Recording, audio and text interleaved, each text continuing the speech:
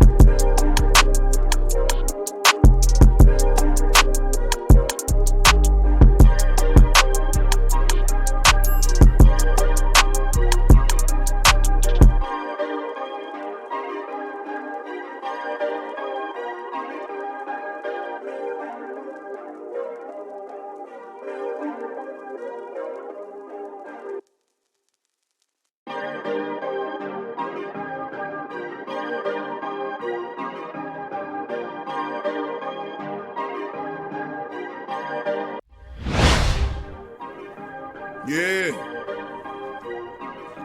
Well, all right.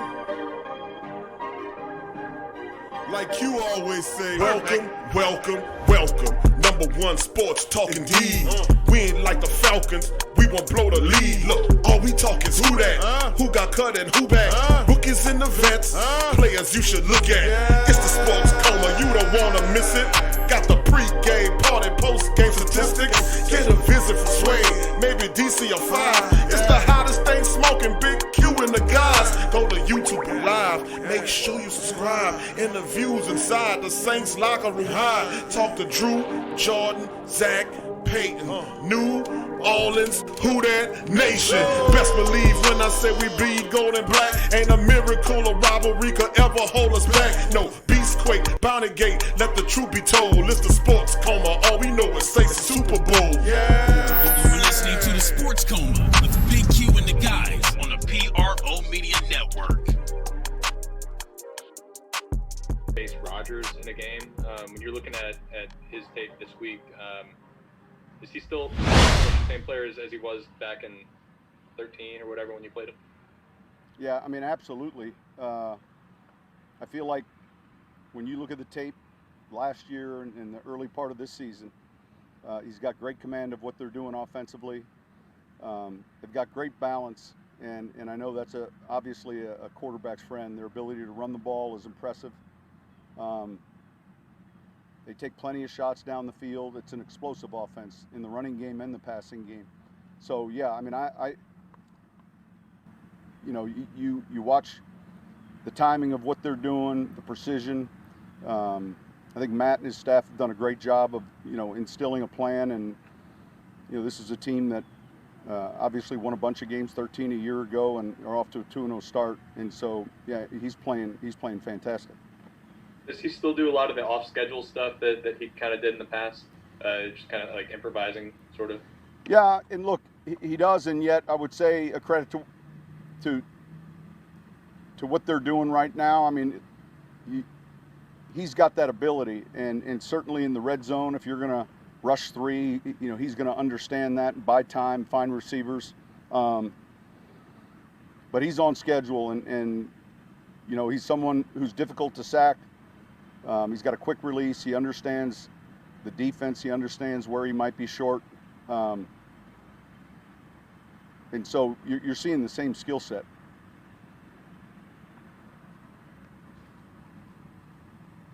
Sean, would you describe this, bear with me on this, as maybe a challenging time for you to try to figure out the offense and get it going? Or do you feel like this is something you've been through before and you've done it. But how would you say the last few days have been for you looking at the offense?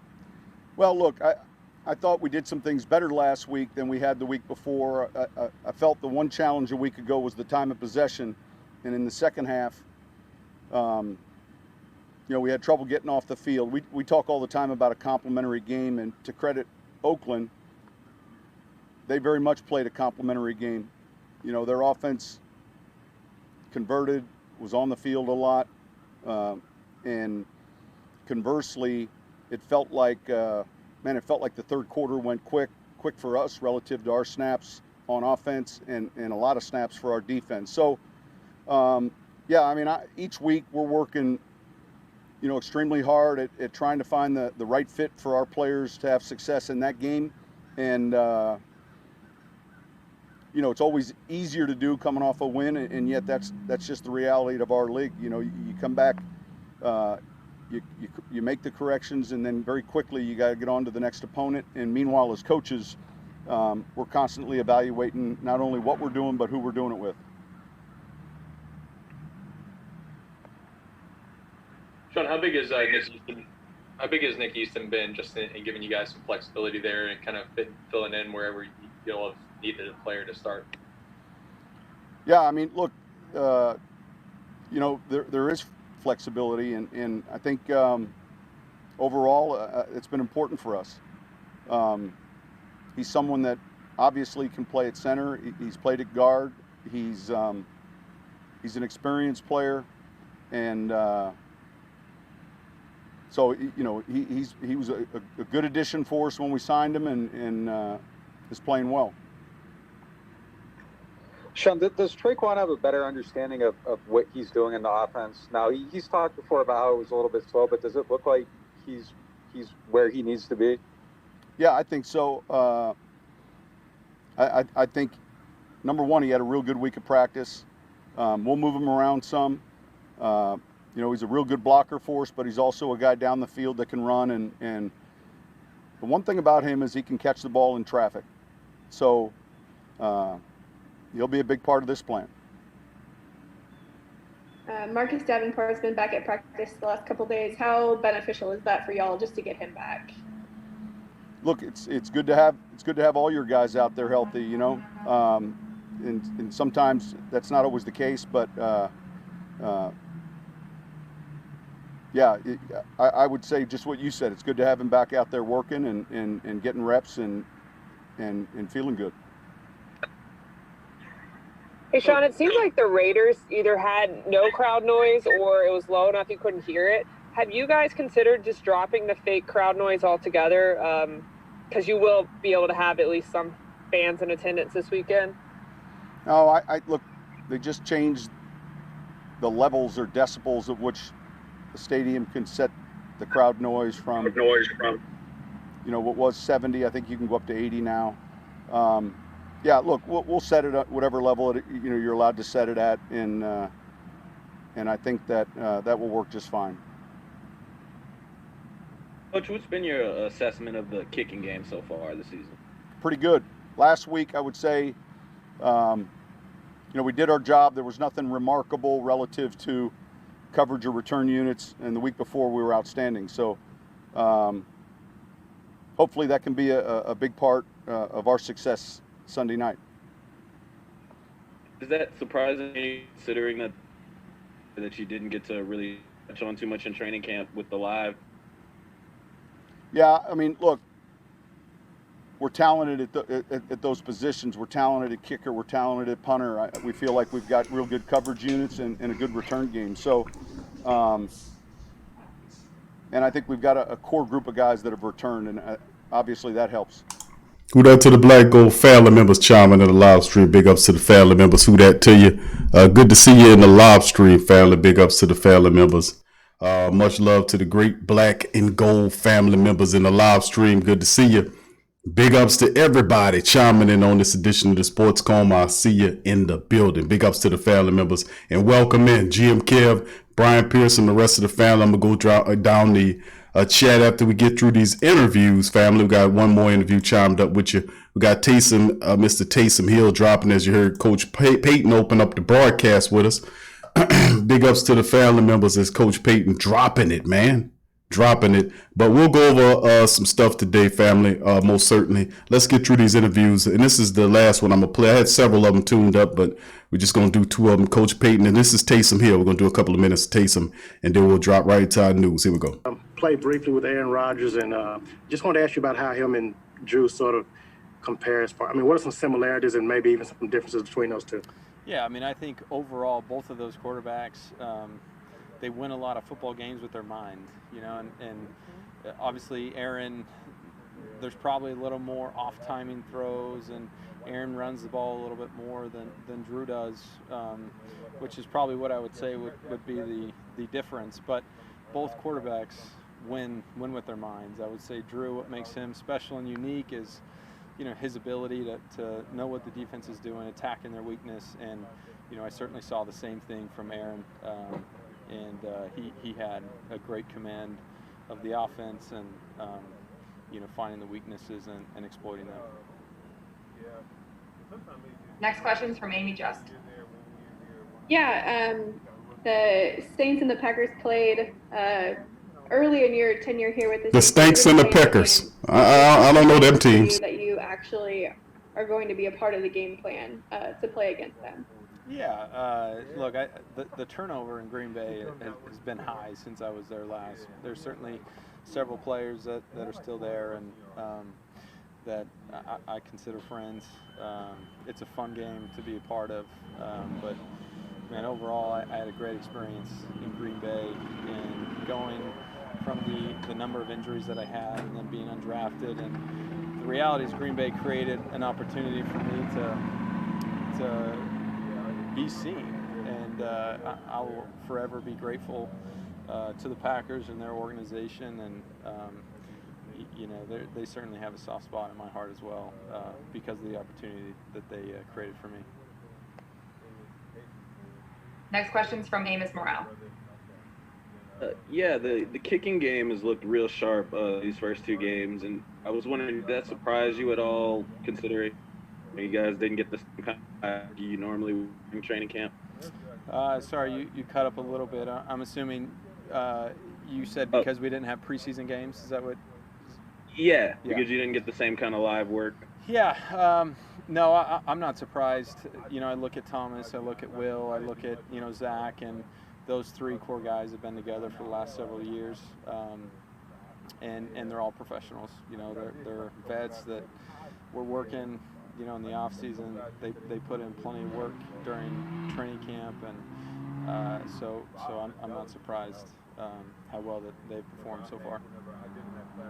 And in terms of the coverage units, you guys seem to be, you know, picking up right where you left off last year.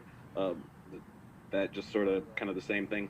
Yeah, I would say the same thing. I think our core guys are guys that we've played together. And I would also say, you know, last year we were all still getting used to each other with a new special teams coordinator. And I think going into this year, we didn't have a learning curve, you know, with Coach Rizzi. Like, we were all familiar with each other, and we obviously added a few new parts, but the core nucleus and stuff is all still there. And you know, Craig and Thomas, who were our special teams captains, like, those guys have done a great job making sure that everybody's ready, and they've been great leaders, special teams wise. Next question is from Mike Triplett. Hey, Jason, this is kind of a trivial question that I normally would ask just walking up at your locker in the normal season, but I'm curious, did you guys still have the quarterback challenges during this preseason? And if so, what was your record? How'd you do? Yeah, good question. We did still have QB challenges, but it wasn't as organized, you would say, as it normally is. And honestly, I'm not sure what the record was. If you asked me, I'm sure I will say that I won. If you asked Drew, he'd probably say the same thing. If you asked James, he'd probably say the same thing. I'm not sure where we were. Was there a particular talent, since Jameis was the new guy in the bunch, was there a particular skill set that he showed off that came out in those even more than in a practice session? I will say most of the QB challenges, we didn't. Most of it was playing around. There wasn't really a ton of opportunity to throw a deep ball, and we were just having fun. So there was nothing particular that stands out in my mind.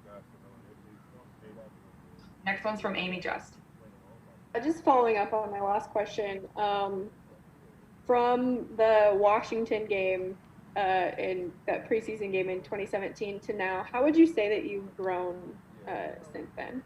Yeah, I mean, I think overall, just my overall confidence of playing in the NFL, I think that transition from the speed of the game to the style of defense that you play week in and week out, my comfort level of that has grown tremendously, and continues to grow. But I would say that those are the main things that stick out in my mind.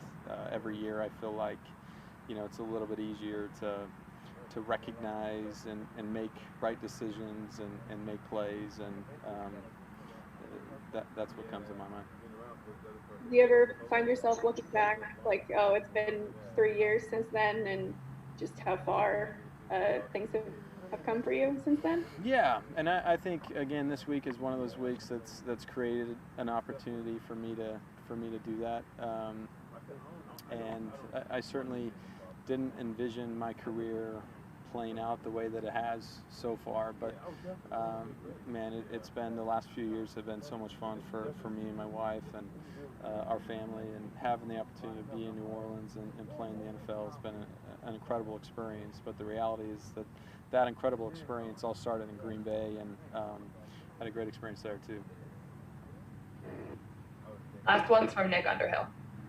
It looked like on one of their punts last week that you kind of like really lit up Foster Moreau, and like it seems like contact is one of the hallmarks of your game. Like, how do you marry that though with the thought that you're probably closer to that quarterback chair than you have been at any point in the last couple of years? Yeah, that's something that I have to remove from my mind, frankly. I prepare every week to play quarterback, but I also know that my role is unique, and I can add value in a different way to this team. So I feel like if I'm worried about avoiding contact to preserve my body, preserve me as a quarterback, then I'm not, adding as much value as I possibly can to my team. So I'm not thinking about that as I take the field, and my mindset is to make every play count that I'm on the field, and to help our team win football games. All right, that wraps it up. Thanks, guys. Taysom.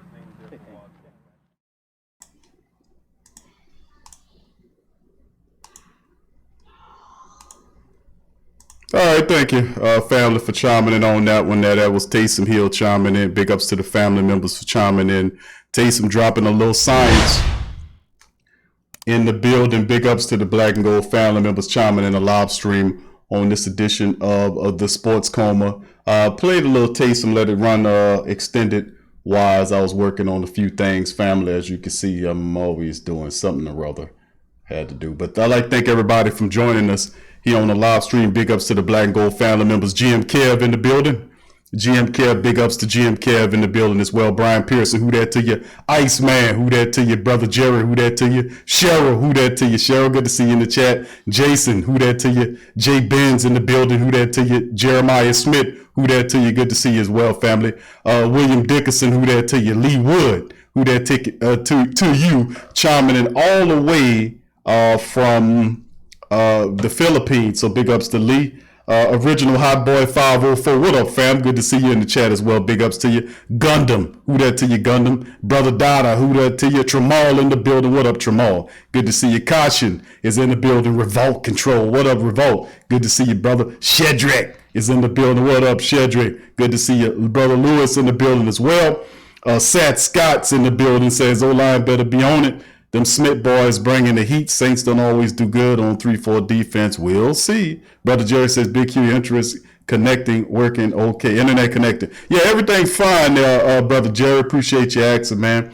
Thursdays, I don't know what the hell happened with that, but you know how it be sometimes. Sometimes it's crazy, sometimes not. But the majority of the time, it appears to be kind of evening out. J-Rock, what up, J-Rock? Good to see you in the chat as well, family. So I'd like to get all the family members, welcome everybody in, and thank you guys for joining us on this edition of the Sports Coma. And I'm going to ask everybody to please feel free to hit the like button before we jump into our news, notes, and items that we have jumped up, that we have broken down or about to present to the family members on this edition of the Sports Coma, as we will then turn in the Saints. This one is called the Saints versus Packers preview and more. And we'll go over the depth chart. We'll be all right. Who that to you, Patrick? I see you, brother. Who that to you? Good to see you in the chat as well. So, yes, sir. We'll definitely go over that. We'll also break down some news and notes and things dealing with all that. So, hold on, family, just a second. Let me see. Just a second. All right. All right. All right, just a second here, family. All right. Got a little something going on over here, trying to get through it. All right, we'll just have to let that wait. It requires something. Had a lot going on when I chimed in. Pretty busy today. Sue Fine, who that to you? Good to see you in the chat as well. So we'll get into it, family. Like I said, we'll start it off. Please hit the like button as we start jumping into some content. We'll start off with the injury report. We opened the broadcast up with Sean Payton breaking it down, Taysom Hill, giving their thoughts on the upcoming matchup and what needs to happen. Also, we'll provide some statistics. We'll go over the depth chart in this edition of the Sports Coma. So we'll be with you, I said, roughly about 3 hours up until 9:30 mark before we break off, or really, but probably before 9:30ish. We'll break off for the Pelican post-game report that we have scheduled for after 9:30. It usually goes on for Friday nights. So without further ado, we'll share my screen with you and we'll get right into it. So just a second, we'll share it. All right, and then there we go. We'll start off with the Saints injury report, breaking down the report with the family members. And like I said, thank y'all for joining us in the live stream. All right, we'll start it off. New Orleans Saints injury report for Friday. We got listed here. Davenport is limited. Of course, he's questionable for the game. Looks like he's going to play in the matchup, it appears. Davenport limited Thursday and Friday. Listed as questionable. Michael Thomas, of course, is out of the game. Chase Hansen is not going to play. Trey Hendrickson was limited and is listed as questionable. Now, what's interesting about this is that, like I've always talked about, and, the reality is, if you look at it, is the fact that we have a team like the New Orleans Saints that continually, repetitively don't pay attention to history. Obviously, they're not fans of history to understand. One very key indicator is the fact that we've seen both these guys on the injury list at the same time. Who are both these guys? Well, we're talking about Trey Hendrickson and Marcus and Davenport. These are the two guys that we talked about with injury histories. Trey Hendrickson dealing with a groin, he was limited, and he got elbow issues for Marcus Davenport, who didn't play at all. So hopefully that won't be a lingering thing that happens going ahead, man, because the reality is, man, let me tell you something, man, that's a pain in the tail. I'm not going to tell you no different. That's a pain in the tail to be having those guys dealing with injuries. And like I kept saying, you needed to go out and find somebody that can help you. But what happens? The Saints sit on their ass as usual. And then that's the thing that kind of makes me upset about them, because this is kind of foolish ways to think about it. And I don't like doing it like that. If you're in the Super Bowl or bust you, you're supposed to throw out all your bull crap thinking of what failed you over the last several damn seasons in the playoffs. Don't get me started about what happened in last season. Then all of a sudden we have the same cast of characters that's sitting up on the injury list. You think that's by coinky-dink? Anyway, let's keep it going. Trey Hendrickson, limited groin issues. Malcolm Brown dealing with a foot issue. He didn't play Wednesday or Thursday, but was limited in Friday's practice. Teron Armstead, another one of our cast of characters that deal with injuries. He's dealing with a groin issue as well. He was limited in practice. Ty Montgomery's on the injury list. He was limited with a hamstring issue. And, of course, David Onyemata was limited. He's listed as questionable with a calf issue. So we have a few of our defensive linemen, and that's something we dealing with. The D-line kind of banged up a little bit here. Marcus Davenport, Trey Henderson, Malcolm Brown, David Onyemata, kind of dinged up here. And, of course, Andrews Pete, even though he's not listed on his injury report, he's still playing with a broken thumb. So don't think that won't impact his play as well. Green Bay Packers, Devonte Adams, their top weapon, is listed as doubtful, did not play Wednesday, Thursday, or Friday. Usually when that happens, they hold you out. We'll see. Defensive tackle Kenny Clark is listed as he was limited through Thursday and Friday. He's questionable. I think he'll play. Montravius Adams, who's their defensive end, is listed as a full participant. Tight end Josh DeGora is doubtful for the matchup. Linebacker Randy Ramsey also. Jair Alexander, who I think is their best cover corner, he's damn good. Full participant. Center Corey Lindsey, thumb issue, full participant. Billy Turner, also full participant. Mercedes Lewis, who he was on IR, but him and J.K. Scott, who's the punter, or dealing with injuries not related to, not injury related. So it's probably something dealing with the family or something like that. Who knows? And then, of course, safety Darnell Savage, groin issue, was limited. He's questionable. And, of course, offensive lineman Elgton Jenkins did not practice and is listed as questionable. So that is some of the Packers injury lists. And, the Saints, man, it's quite a good amount of names on that list right there, key contributors that we most certainly need to have. And even when you sit up here and see Davenport on this list, and then you sit up here and say Trey Henderson, both of these guys you need to win now.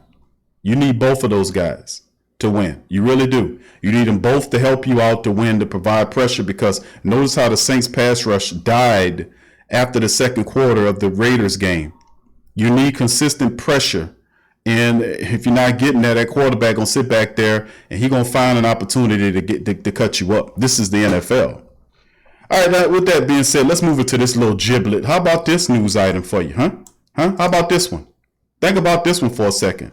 This is absolutely ridiculous here. This is absolutely ridiculous. Saints host former starting cornerback Ken Crawley for a free agent visit. What the hell for? What the hell for? Why would you try to get this dude back with all the talent that's listed in the free agency and the cornerback free agent market? See the limited imagination of these people? Why would you bring this guy back here? We basically ran this guy out of here because he couldn't cover a bed. He couldn't cover a bed, but you want him back here? A free agent visit with Ken Crawley, man. Why? Absolutely stupid. The Saints, now this is from Phil Yates now, VSP. The Saints are bringing in a familiar face for a visiting cornerback, Ken Crawley. He was with the team. We know where he was. Very forgettable years. This is something New Orleans Saints to host a free agent cornerback, Ken Crawley, on the visit with the team facility. Crawley spent the summer with the Cardinals after the Saints released him last year on a 4-game stint. The Dolphins sandwiched in between. Now, it doesn't mean the Saints are going to sign Crawley. It's what the hell are you bringing in him up in here for? Or that he'll be on the field anytime soon. But it wouldn't be. You don't just bring in some guy. You don't. This is the stupidity of what I'm talking about. With all the talent out there on the free agency list, you mean to tell me you gonna turn around and go look at Ken Crawley? Seriously? This the type of jokey Three Stooges ass stuff that I be going off about. Ken Crawley don't need to be nowhere near a Saints facility. We ran this damn guy out of here, and we trying to run P.J. Williams out of here too, and Patrick Robinson. Get all of them up out of here. We need guys that can cover. Why you keep bringing these sorry ass guys back up in here is what I'm talking about. This guy basically named he has stage fright. He can't remember. He plays well in practice, get on the field, forget everything. Getting burned every which way because he refused to turn his head around to locate the ball. We do not need poor skill set players like this. This is a Super Bowl or bust year. We don't need Ken Crawley back up in here. And if you want somebody, go take a look at a guy on the bench like Washington. Washington's still on the practice squad. Give him a chance. Why are you looking at Crawley? It's just the stupidity, man. The Saints have been churning the bottom of the depth chart. Why? Why would you need to churn the bottom of the depth chart? If you want a cornerback, go find somebody. Of course, they couldn't get Tremaine Johnson because the Panthers beat them to it. There are other cornerbacks out there that can help you. Mo Claiborne is better, in my opinion, than Ken Crawley is. There are several veteran defensive backs out there that can help this team, and we've been saying that you need a veteran defensive back. So you know what they do? They go look at Ken Crawley. This is the stupidity. You know this dude can't cover. We trying to get rid of these dudes. Did you see what PJ Williams did in that last game? Getting burnt all over the place, behind in coverage. I mean, absolutely. We trying to get rid of these guys, not build a makeshift shelter to take care of the debilitated ass cornerbacks who don't know how to do anything on the field. You know, tell me if you became a charity organization. We're no longer the New Orleans Saints organization or football team. We're now the New Orleans Saints charity shelter. We help debilitating cornerbacks who've been traumatized by quarterbacks throwing deep balls on them and the people making fun of them. We're here to make them. We're collecting these guys now. Oh my goodness, are you kidding me? When I seen this, I said, man, this got to be fake news right here. You got to be kidding me on this one. But can they bring this guy in for a visit? Appeared in 42 games for the Saints, 2016-29, including the playoffs, logged 27 snaps. I mean, but listen, man, you ain't have no business looking at no Ken Crawley before you walk it, bro. What the hell for? Now, these are all the guys the Saints have currently listed as a defensive back. Jenkins, who looked like crap. I mean, Latimer, who looked like crap last week. Jenkins, he had his moments where he looked like crap. PJ Williams getting burnt. Patrick Robinson not looking good either. Justin Hardy not even a factor as far as a defensive back goes. Keith Washington sitting on the practice squad, and Grant Haley. I don't know, he's here because I guess they see him as a practice squad guy. But if you want somebody to try Keith Washington, bro, bring Keith Washington on the active roster. It's just silly, man. These guys tried out Ken Crawley. Are you kidding me? You got to be kidding. Oh, my goodness, man. Let's keep it going, man. We're going to move over to the Packers, man. We're going to look at the Packers. We're going to look at the statistical breakdown on the Packers to get us familiar with the Packers for some of the family members who might not know who that to the rest of the family members chiming in the live stream. Tori, good to see you in the chat, bro. Big ups to you as well. Who else we got here? Iceman. I see Iceman. All right. This is a list here, the depth chart according to ESPN about the current makeup of the Green Bay Packers. Aaron Rodgers, of course, we're all familiar with Aaron Rodgers sitting on top of there. Aaron Jones, Devonte Adams, who's doubtful for the game. Alan Lazard, who's pretty interesting. And Marquez Valdez-Scantling. I like him a lot. Pretty young, interesting. He's a good wide receiver here. Robert Tonyan is the tight end. Batahari is the line. He's pretty good. Jenkins, Lindsey at center. Patrick is the right guard. Billy Turner is there on offense. Then we're going to kind of flash over to the defense. Lowry Clark is questionable. Lancaster, Preston Smith, Kirksey, Barnes, Zadarius Smith, Jair Alexander, Adrian Amos, Darnell Savage, who's questionable, and Kevin King. There, their place kicker is Mason Crosby. J.K. Scott is the punter. Punt returner is Taylor Irvin. Now, let's look at some of this here about the Packers and some of their weapons so we can get familiar like we did with the Oakland matchup. The Green Bay Packers, man, are interesting. We all know about Aaron Rodgers and what he could do. He could slice you open 8 ways a Tuesday if you let him. The other Aaron I'm not so much concerned about, meaning I already know about Aaron Rodgers. The other one you need to know about is Aaron Jones. Aaron Jones is a pretty interesting commodity for this team. He's the running back. He is the counterbalance here. When this kid get going, the Packers are difficult to stop. He is a very difficult weapon for this team. He's been a difficult weapon for the last couple of years, as you can see. And this is some of the current statistics right here of what he's been doing right now through two games. Aaron Jones, and this right here, Aaron Jones numbers right here. Through 2 games, Aaron Jones, 34 carries for 234 yards. He has 7 yards a carry. All right. And he has 3 touchdowns rushing. He's averaging currently 117 yards a game. You can't let Aaron Jones get going on you. Okay, and let's look at the rushing from the passing perspective. So far through the passing season, he was targeted 14 times by Aaron Rodgers. He has 8 catches out of 14 targets, averaging almost 10 yards a catch. Every time he does it, he has 1 receiving touchdown as well from that position. So he's a wide receiver, running back, and he comes out, he could be a receiving threat against you as well. So we already know about Aaron Rodgers through 2 games right now, 50 of 74, 67.6 completion percentage, 604 yards, averaging 8.2 yards a throw, 306 yards per game in the first 2 games, 6 touchdowns, no interceptions, sacked 1 time, QBR 91.7. You can see who stirs the drink for the Packers. It's always been Aaron Rodgers. We already know this. But now that they have a sturdy back in Aaron Jones, who can counterbalance the pass and the run, they're more balanced than ever. So those are 2 guys that I'm telling you about, the 2 Aarons, Rodgers and Jones, are 2 guys you have to look out as well. Now, I can tell you several of the guys. Let's stick to it. A few of them. I don't have a lot of time. I'm gonna open up the phone line, so I ain't gonna get into a big elaborate breakdown.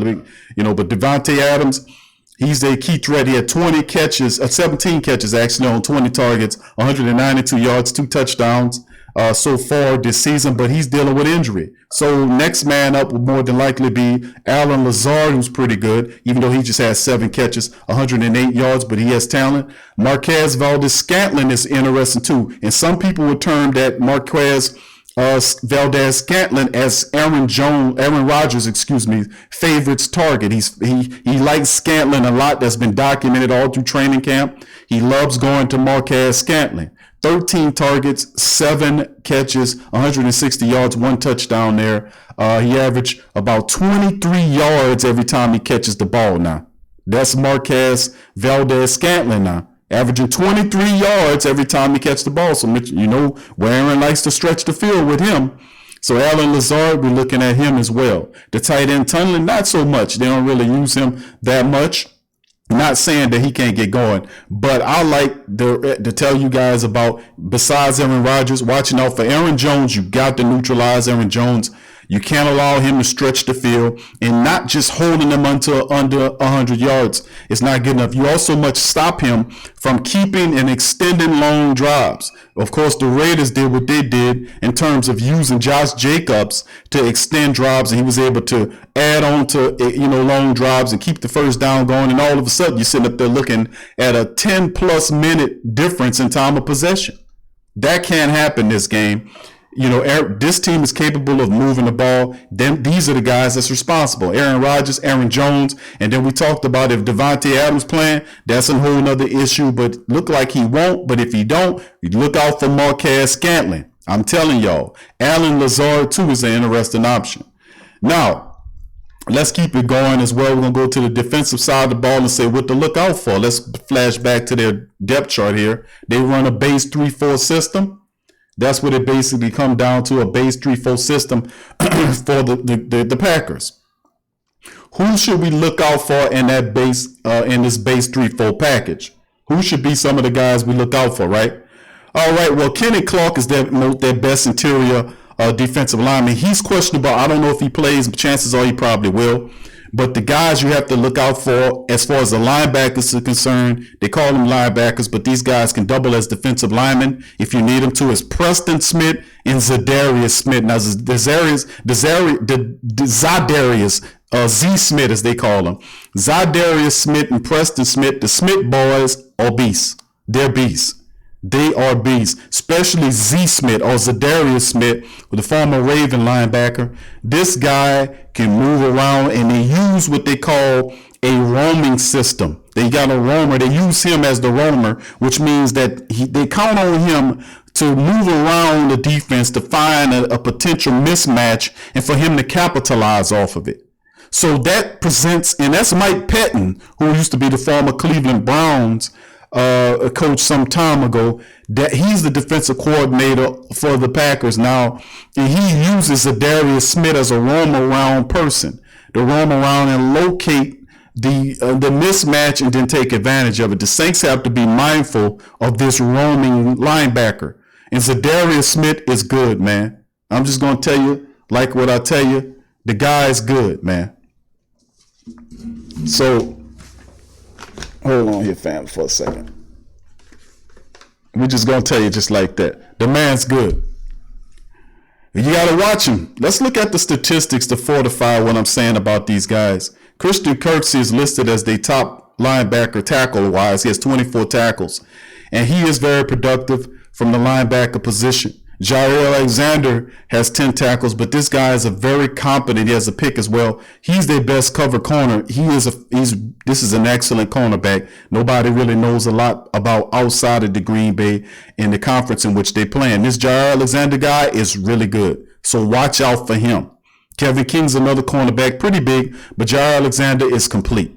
He's young. He has a good mentality. He's coming off an injury. Watch out for Alexander, the defensive back. Zadarius Smith, so far 6 tackles. He has a sack and a half, which is the most. He has a sack and a half, which is, I think that's the most. Yeah, that's the most of he leading the team with that.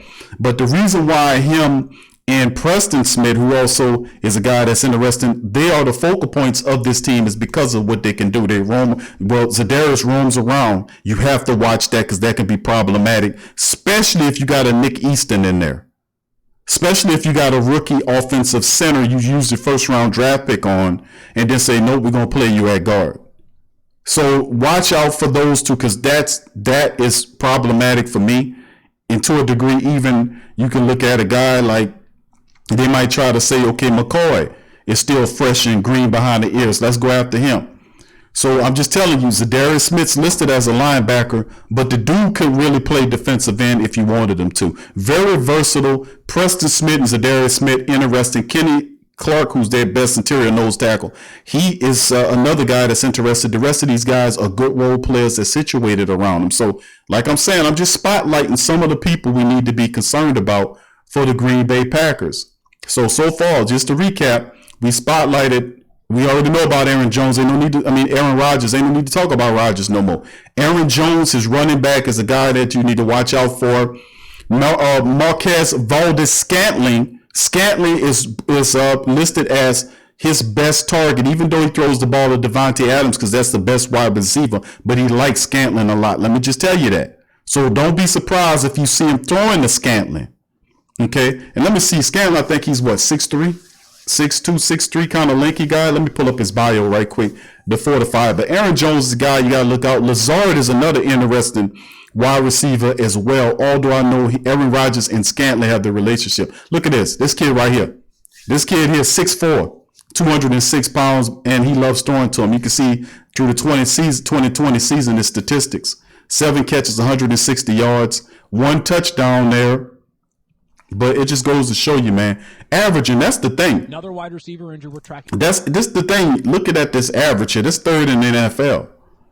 23 yards a catch this guy gets. 6'4". And he's really good. I looked at the footage on this kid on Scantling. Really good at getting contested balls. And got good speed too. Watch out for this kid, man. Watch out for Scantling. Especially if Devonte can't go. Okay, so let's keep it moving, man. We talked about Aaron Jones as well. We also talked about the Smith boys, in particular, Zadarius Smith, the Roman linebacker, and on the back end in that secondary, Jair Alexander is another terrific young guy. And I've just been seeing a lot of really good guys that I really like a lot in the defensive backs from various teams. And we talked about last week about a guy as good as Abrams. Liked Abrams a lot. You seen why in the game. Headhunter, fast, fearless, everything you want your safety to be. Jair Alexander, really good guy. Interception as well. He just come off an injury. He's healthy now. This is a talented cornerback. Learn his name and know it well. Alexander. All right, let's move on, family. Of course, we always know what's going on with the Saints. We already know Mike Thomas is going to be listed out. We know that Traquan Smith, who had a pretty good outing last week, will be somebody that could step in that did well. Hopefully he can continue that. And really, we thought Traquan, we was worried about Traquan get going, and it should have been Emmanuel Sanders. That's who it should have been. We should have had our eye on Emmanuel Sanders. We thought Emmanuel had it, but hey, he'll get it this week.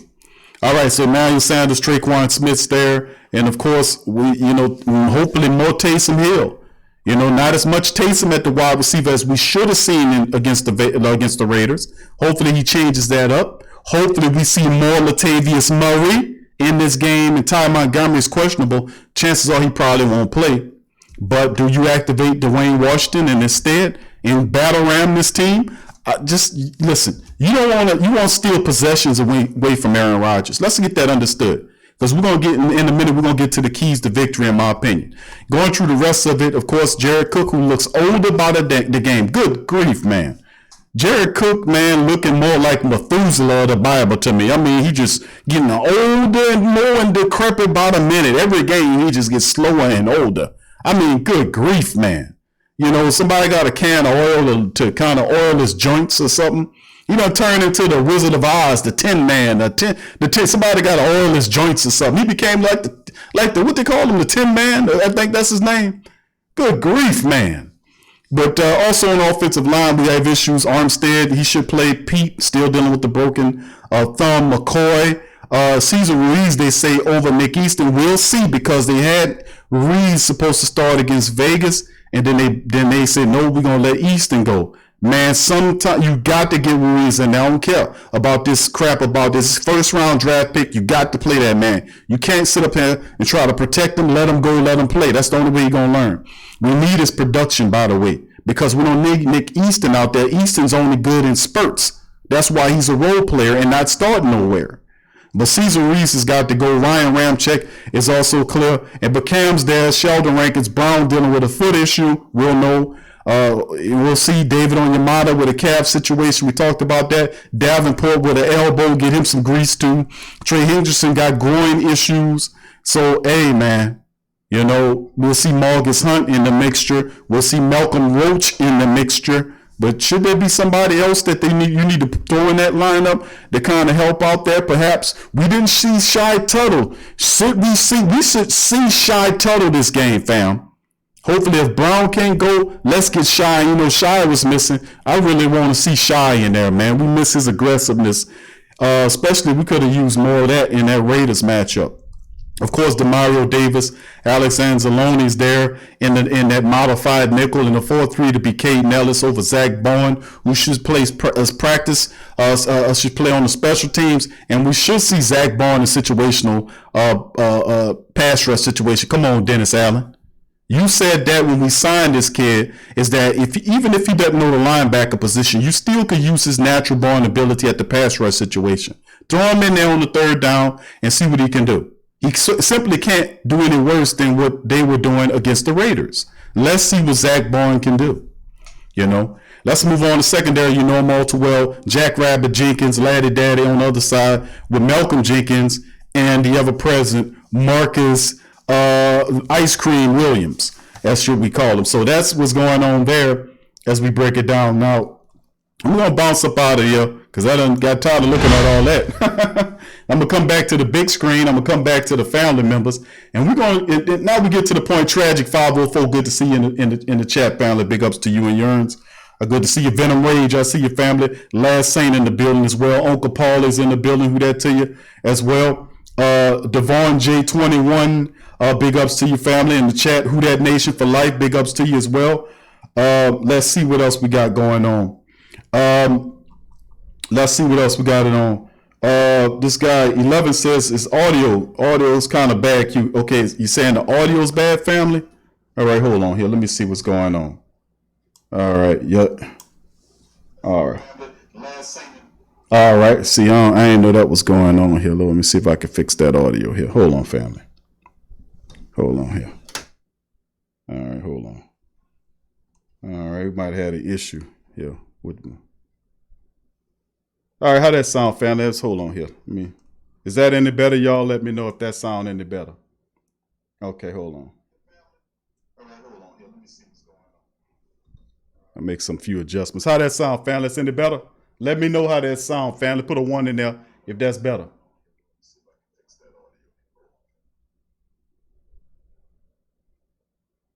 Put 11 in. A 1 in there if it sound better, family. Put a 1 in there if the audio sound better. Put a 1 in there if it sound better. All right. Okay. Good. Thank you, Qante. Appreciate that, fam. I don't know how the hell that got up like that. Boy, I tell you, them damn children, them damn kids, man. They touch on everything, man. What you doing touching on that over there? You ain't no damn business messing with that. All right, good. All right, good. All right, appreciate you. Thank you, 11. Appreciate you for saying that, man. I had no idea, man. Thank y'all for that. Hell, y'all should have told me that earlier. I would have fixed it. Oh, man. All right, thank you, though. Appreciate it.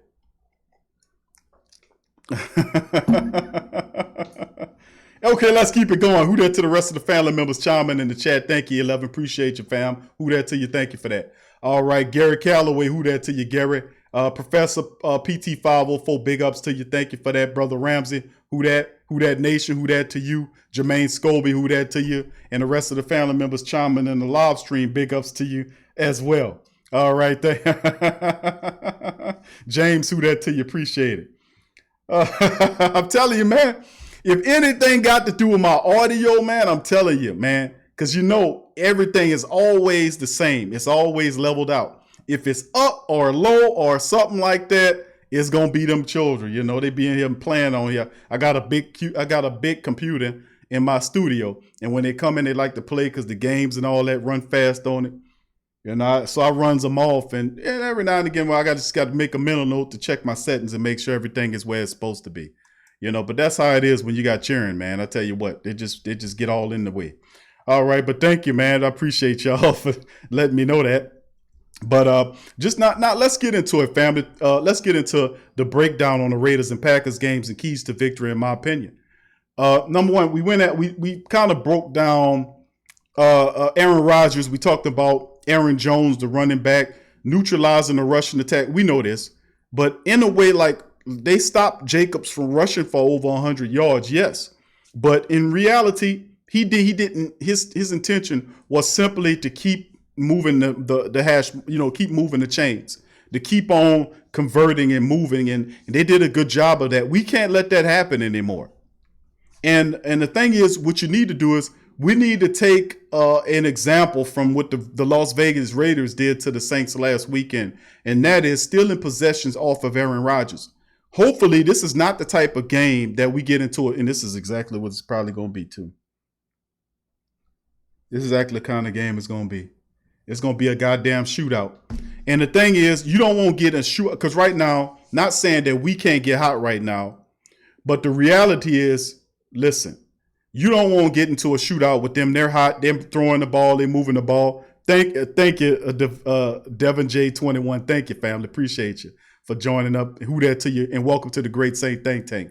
We got any family members out there that are not subscribers, please hit the subscribe button and get put on Front Street, and welcome to the family in front of the family. So thank you, Devin, for that. Appreciate you. All right, and like I was saying, I don't want to get in the shootout with this team. Not saying that we can't beat them in the shootout, but listen, our offensive passing game is not where it is right now. And besides, the game plan should be to run the ball against this team. You could run on this team. You could do it last year. It's not a secret that the Packers, you could run on the Packers. Now remember the game, family. Always remember that is not a good idea. Who that to you, Till? I see you, baby. Who that? Big ups to Till. Anthony, I see you, family. Who that to you? Welcome to the stream. All right. Big ups to you, that fam. Who else? I just seen somebody. James, I think James, I gave him a shout out. James Van Corf. Kyle Walter, I see you. Who that to you? Kyle Walter, I see your family. Now, and I was thinking when I was saying in my head, we can't get, I don't want us to get in a shootout with the Packers. And then something hit me and said, Q, that's what he gonna do. That's what he gonna do. He gonna try to shoot it. He gonna try to get chest to chest with Matt LaFleur.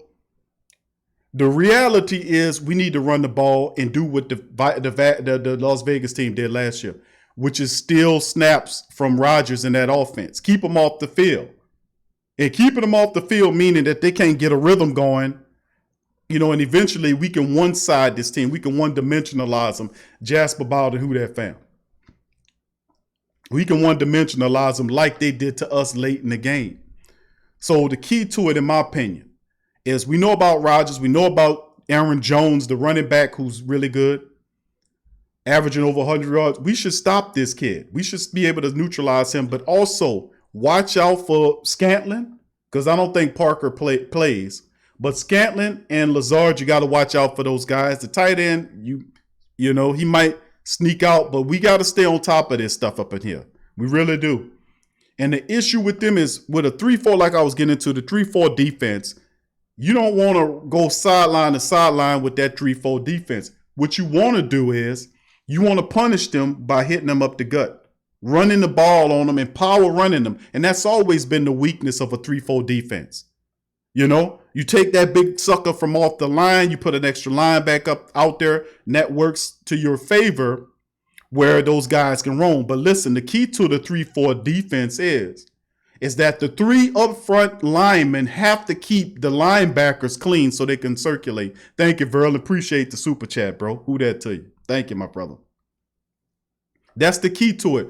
The 3-4 defense works where the up front defensive linemen not only have to generate pressure, but they also have to be able to suck up blocks to allow the 4 linemen, or in particular the 2 inside linebackers, to roam free and make plays. That don't work if the defensive line is dominating their 3 linemen up front and then getting clear to put their hands on them linebackers. You can run on them. And I would say instead of running sideline to sideline, because they're a fast defense, punch this team up the middle. Punish their ass with the power game. And that's what it's made for. So fullback, 3 tight ends, punish these guys. That's what we're talking about doing. And that works to your benefit because when you're punishing the Packers defense, keeping them on the field, keeps Rodgers off the field. They can't get any synchronicity. They can't get any harmony. And you steadily peeling away and controlling, dominating the line of scrimmage and the clock at the same time. Take a page from what the Vegas team did. Stole reps from Drew Brees without doing anything except for using Jacobs and the tight end to prolong drives. You know, so we have to be mindful of that. The keys to victory in stopping this team. Let's not go out and get in the shootout with this team because, A, your offense ain't where it's supposed to be to get in the shootout with nobody. Not from a passing game perspective. And really, we're supposed to be relying on the run right now because this is practice getting into the playoffs because you need to bring this running game into the playoffs. We don't need to get in the shootouts with anybody right now. Run the ball, dominate the line of scrimmage, and control the clock. That's simple football. Don't go sideline to sideline with no fast defense, man. That's football idiocy if you're doing that. Run the ball up the gut is what we need to do. So, I mean, I'm sorry to feel so passionate about it, but the reality is we need to handle business. We got to take care of business in a large way. Run the damn ball. That's what this game, listen, this game is a clear example of what needs to happen. This is a penciled in game. 3-4 defense and the best interior defensive lineman is questionable with an injury. Run the ball with the power game. Don't go sideline to sideline, Peyton, against this fast Green Bay defense. You don't have to do that. Simply power the damn ball up the gut on them and you're going to have them. Bottom line. And then once you get that going, then you can play action them. Because they kind of suspect on the back end. Even though I like Jair, but, you know, Amos is interesting. He's still learning a bit. But we still can get him on the back end once you get the play action together. So, I mean, that's my take on the Green Bay Packers. Who that to you, Ricky? Good to see you in the chat as well. Last thing says, bro, Teddy B 5-0 streak last season was clock control. We got to use the ball. We got to run the ball and control the clock. That's what it's about. Do not get in a shootout with this team. Well, Q, you scared of them? No, we're not scared of them. They ain't got nothing to do with it. Your offense ain't ready for that. You couldn't even beat Oakland. They was just using the tight end and the running back. I mean, come on. They stalled out in the third quarter. Stalled out after the defense gave them the ball back. They could not score and didn't come out of the funk until they went to a 2-minute offense. And they didn't even run the 2-minute offense correctly.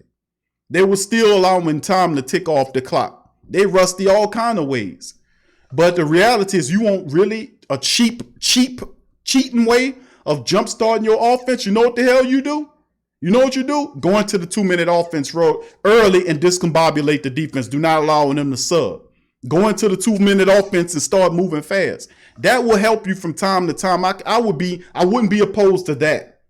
Like in the men's, like, well, it's cute. That's only good for no. If your team is struggling to move the ball or pass the ball and trying to get rhythm, just jump into the 2-minute offense. Just jump into it and don't allow the opposing team to substitute. Just go into it and no huddle offense is just start moving. That's what you got to do, and you got to get more creative in that thinking. We cannot allow the Green Bay Packers. You can't go touchdown to touchdown 3 minutes and then we all, okay, here you got the ball back. No, fool. We got to have the ball and hold the ball from anywhere between 4 to 6 minutes and work on that clock and take that ball away from them and possess that ball. That's how you beat the Green Bay Packers. Not going touchdown for touchdown with the Green Bay Packers right now when your offense is stalling out. They stalling out. Run the ball is your best option. Establish the run as a threat. Same stuff I say week after week. I say run the ball. Establish the run as a threat, which means run it effectively. Put a fullback in there. Put a tight end. You got 3 tight ends. Hell, you got 4 running backs on the active roster. I thought you was going to run the ball. Any person that has 4 running backs on the active roster, you will most certainly think that the idea of the team is to run the ball. I mean, come on, man. We have to run the goddamn ball, bottom line. That's when it comes down to. Bottom line. But anyway, that's what we're talking about. You want to know how to beat this team? Do what the Raiders did to you last week. Run the ball and keep it away from your ass. And then the Saints offense was they were so discombobulated that when they finally got the ball out, they stalled out. That's supposed to be a momentum swing to get, we got the ball. Let's go do something. Nothing. So, I mean, like I said, man, it's all about clock managing and really importantly, dominating the line of scrimmage. You dominate the line of scrimmage from an offense and defensive perspective, we're looking at something. Plus, you don't want to keep your defense out there for too long because they banged up right now. You got Davenport, who was missing 2 weeks because of an elbow, which I don't know what kind of elbow that is for him not to be able to play. When I talked about this yesterday, when Tyrod Taylor was going to play with the Chargers in the Chargers game against the Chiefs last week with shattered ribs, and he was getting a shot that ultimately the doctor used that penetrated his lungs. But had that been successful, Tyrod Taylor would have played in the Chiefs matchup with shattered ribs. So what kind of elbow you got where the painkiller, you got the similar painkiller, is what they got. It wouldn't work on your elbow. You got a broken elbow. What you got? But you need that kind of production. You need him. You need Trey Hendrickson. And you're going to put all this pressure on these guys and they repetitively hurt. You tell me if that makes sense. I've been saying that all season. You need to get a veteran in here to take the pressure off these guys that keep getting hurt.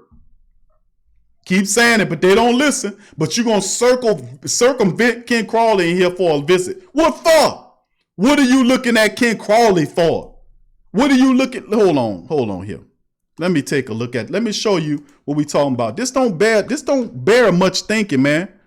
You know, like one of my new favorite sayings I created. You know, I'm always a guy. I'm creative. I come up with little sayings and nicknames for people. But you know, I used to say, "Don't burn the beans." We got a shirt at the pro shop. Hit the link up, family. We come up with stuff like "Ref, you suck" and all this kind of stuff. It's in the pro shop. Several colors, sizes, anything. The new shirt coming out is called "We're not building no spaceships over here." We're not building spaceships. And what that pretty much means is that it's commonsensical. It's not complicated. Okay? Let's get that understood. It is not complicated. We're not building spaceships over here. It's football. It's not meant to be complicated. It's complicated when you got a hard-head ass coach who can't understand to go get players that can help the team out. Hold on. Give me a second, family. Hold on.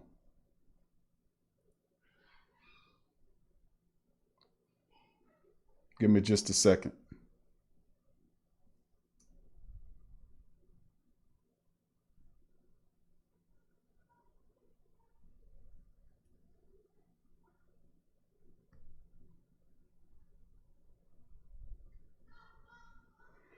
All right, give me just a second. All right, hold on here. I'm about to pull up a list of free agent cornerbacks just to show you. Hold on here. Because I was looking at him the other day and I was like, man, who was on the free agency list right now? Give me just a second. I'm going to pull it up and I'm going to share my screen with you. I don't understand, the thinking, the process and thinking with this foolishness. But this the kind of joke stuff that I'd be upset about because are these Super Bowl moves? Are these Super Bowl moves? Are they? Are these Super Bowl moves? Cycling back to look at Ken Crawley for what? What the hell are you doing over there? Relying on the same guys who can't stay healthy year after year. And those guys are hurt right now. Huh? Does that make any goddamn sense to you? But yet I sit up here for months at an end saying the same thing and then it come to pass. Hold on here. Let me see if I can pull up a list of guys that are free agent current. Just give me a second. Let me see here.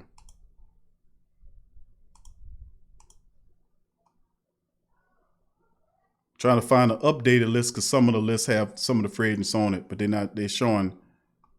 Hold on here.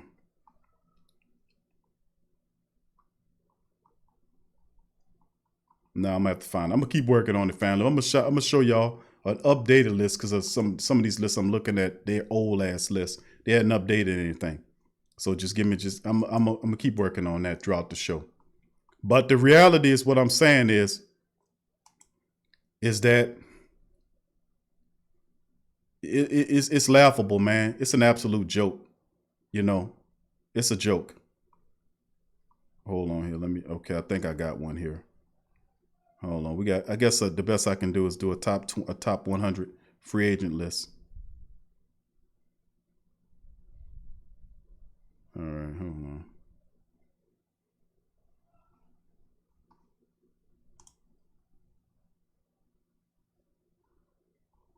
No, I'm going to keep looking. That list ain't good enough either.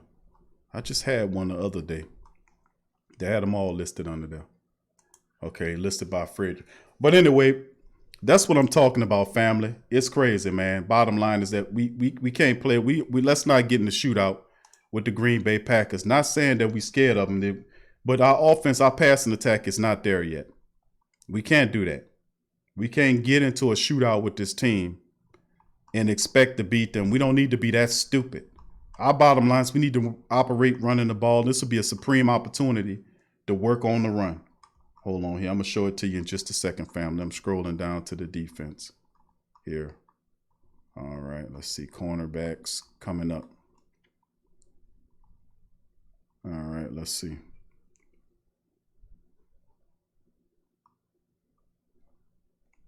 Man, I'll take Tremaine Brock, man. Prince Amukamara is out there. Hold on, let me share this with y'all to show you. This is a complete list of some of the ones that's located out there.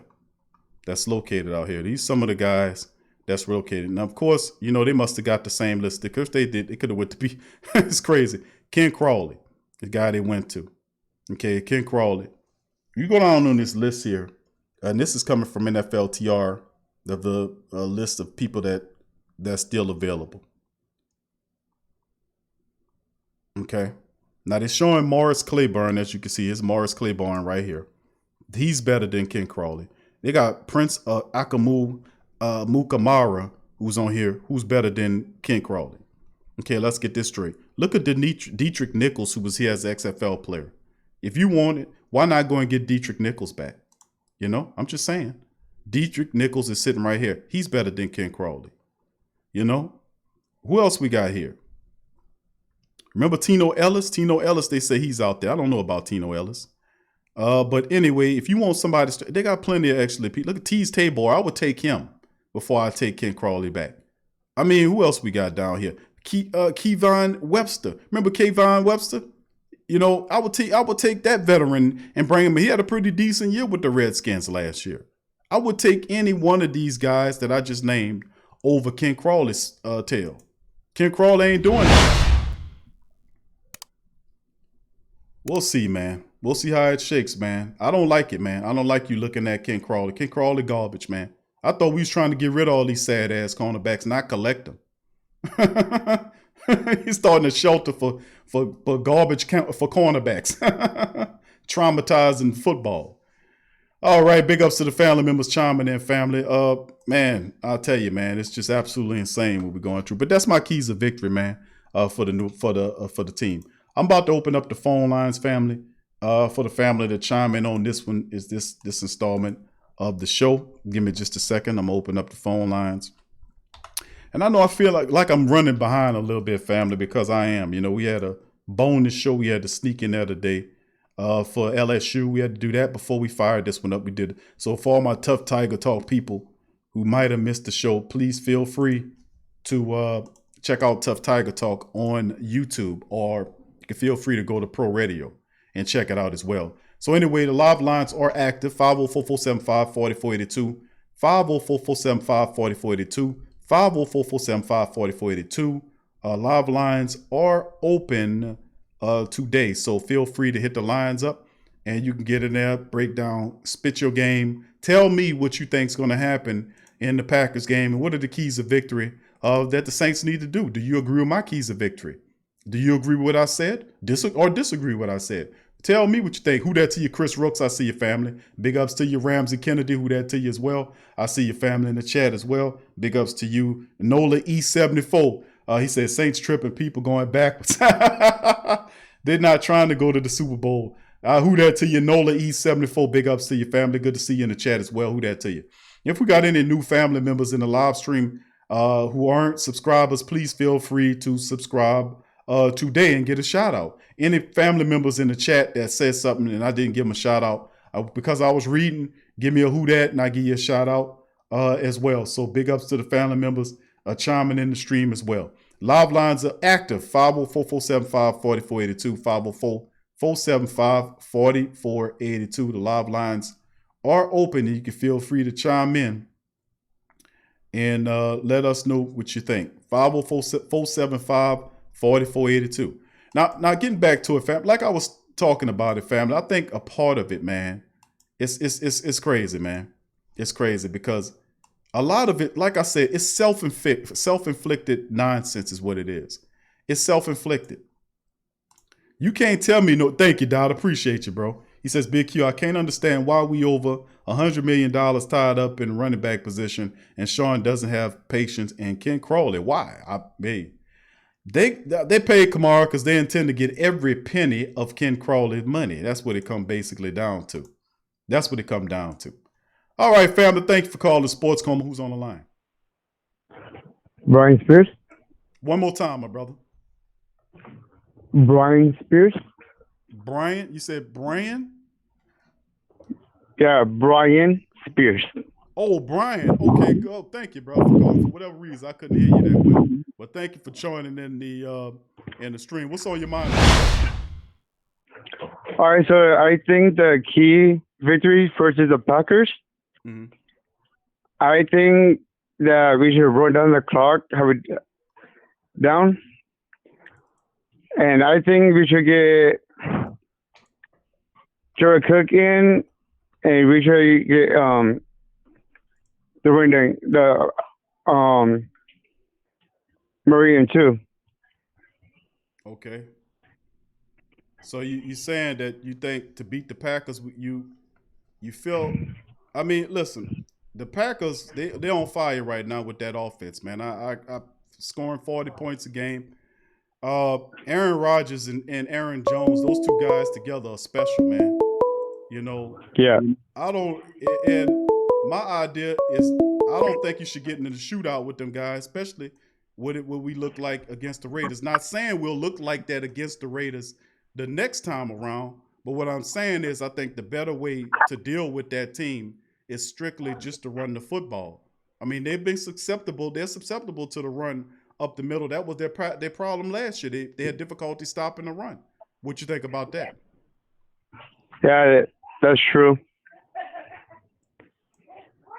Yeah, so do you think that we're gonna have like a good D-line to to stop the run now? Oh, say it one more time, my friend. You broke up a little bit. Do you think that we have a good D-line to stop the run? Yes, absolutely. No doubt about it, my friend. We definitely have a defensive line. We hadn't allowed a 100-yard rusher in, what is it now, 47 games? So I mean, this goes back a ways. So we could definitely stop the run. The issue is with the Saints is, you know, getting the defense off of the field, stopping the run, stopping them from moving the chains, and getting the defense off the field, the offense on the field, and let the offense stay on the field and generate the time and move the chains, but also eat up the clock.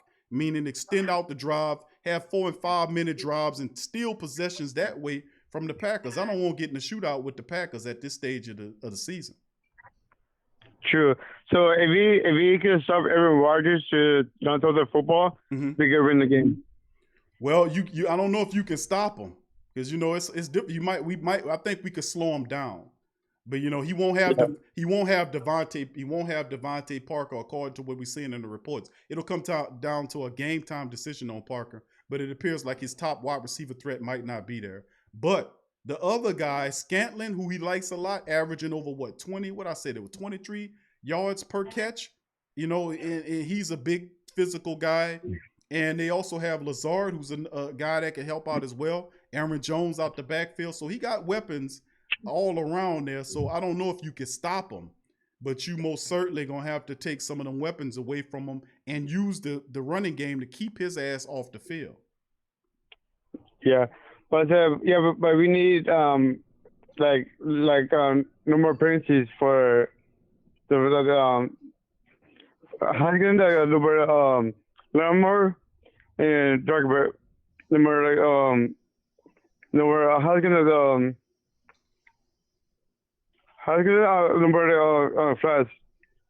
Flags. Okay, you talking about? You said sacks? Well, I mean, no flags. Oh, yeah, I agree with you, my buddy. No doubt about it. No more penalties, please. I mean, over the last 2 weeks, we had over 200 yards worth of penalties. That's another thing I didn't talk about, Brian. I didn't even make mention of the penalty situation. I'm too busy trying to get us to focus on running the ball. You know, but you're right. The penalty aspect, all the referees going to come with more penalties. I anticipate they will, bro. This is not going to be something. You know, I mean, the Raiders had 3 penalties last week. The Saints had 10 penalties for 129 yards. That's totally ridiculous. True. So if we can lower it down, the penalties, then we can do it. That's part of it, bro. You nailing it. You're absolutely right. That's a major part of it.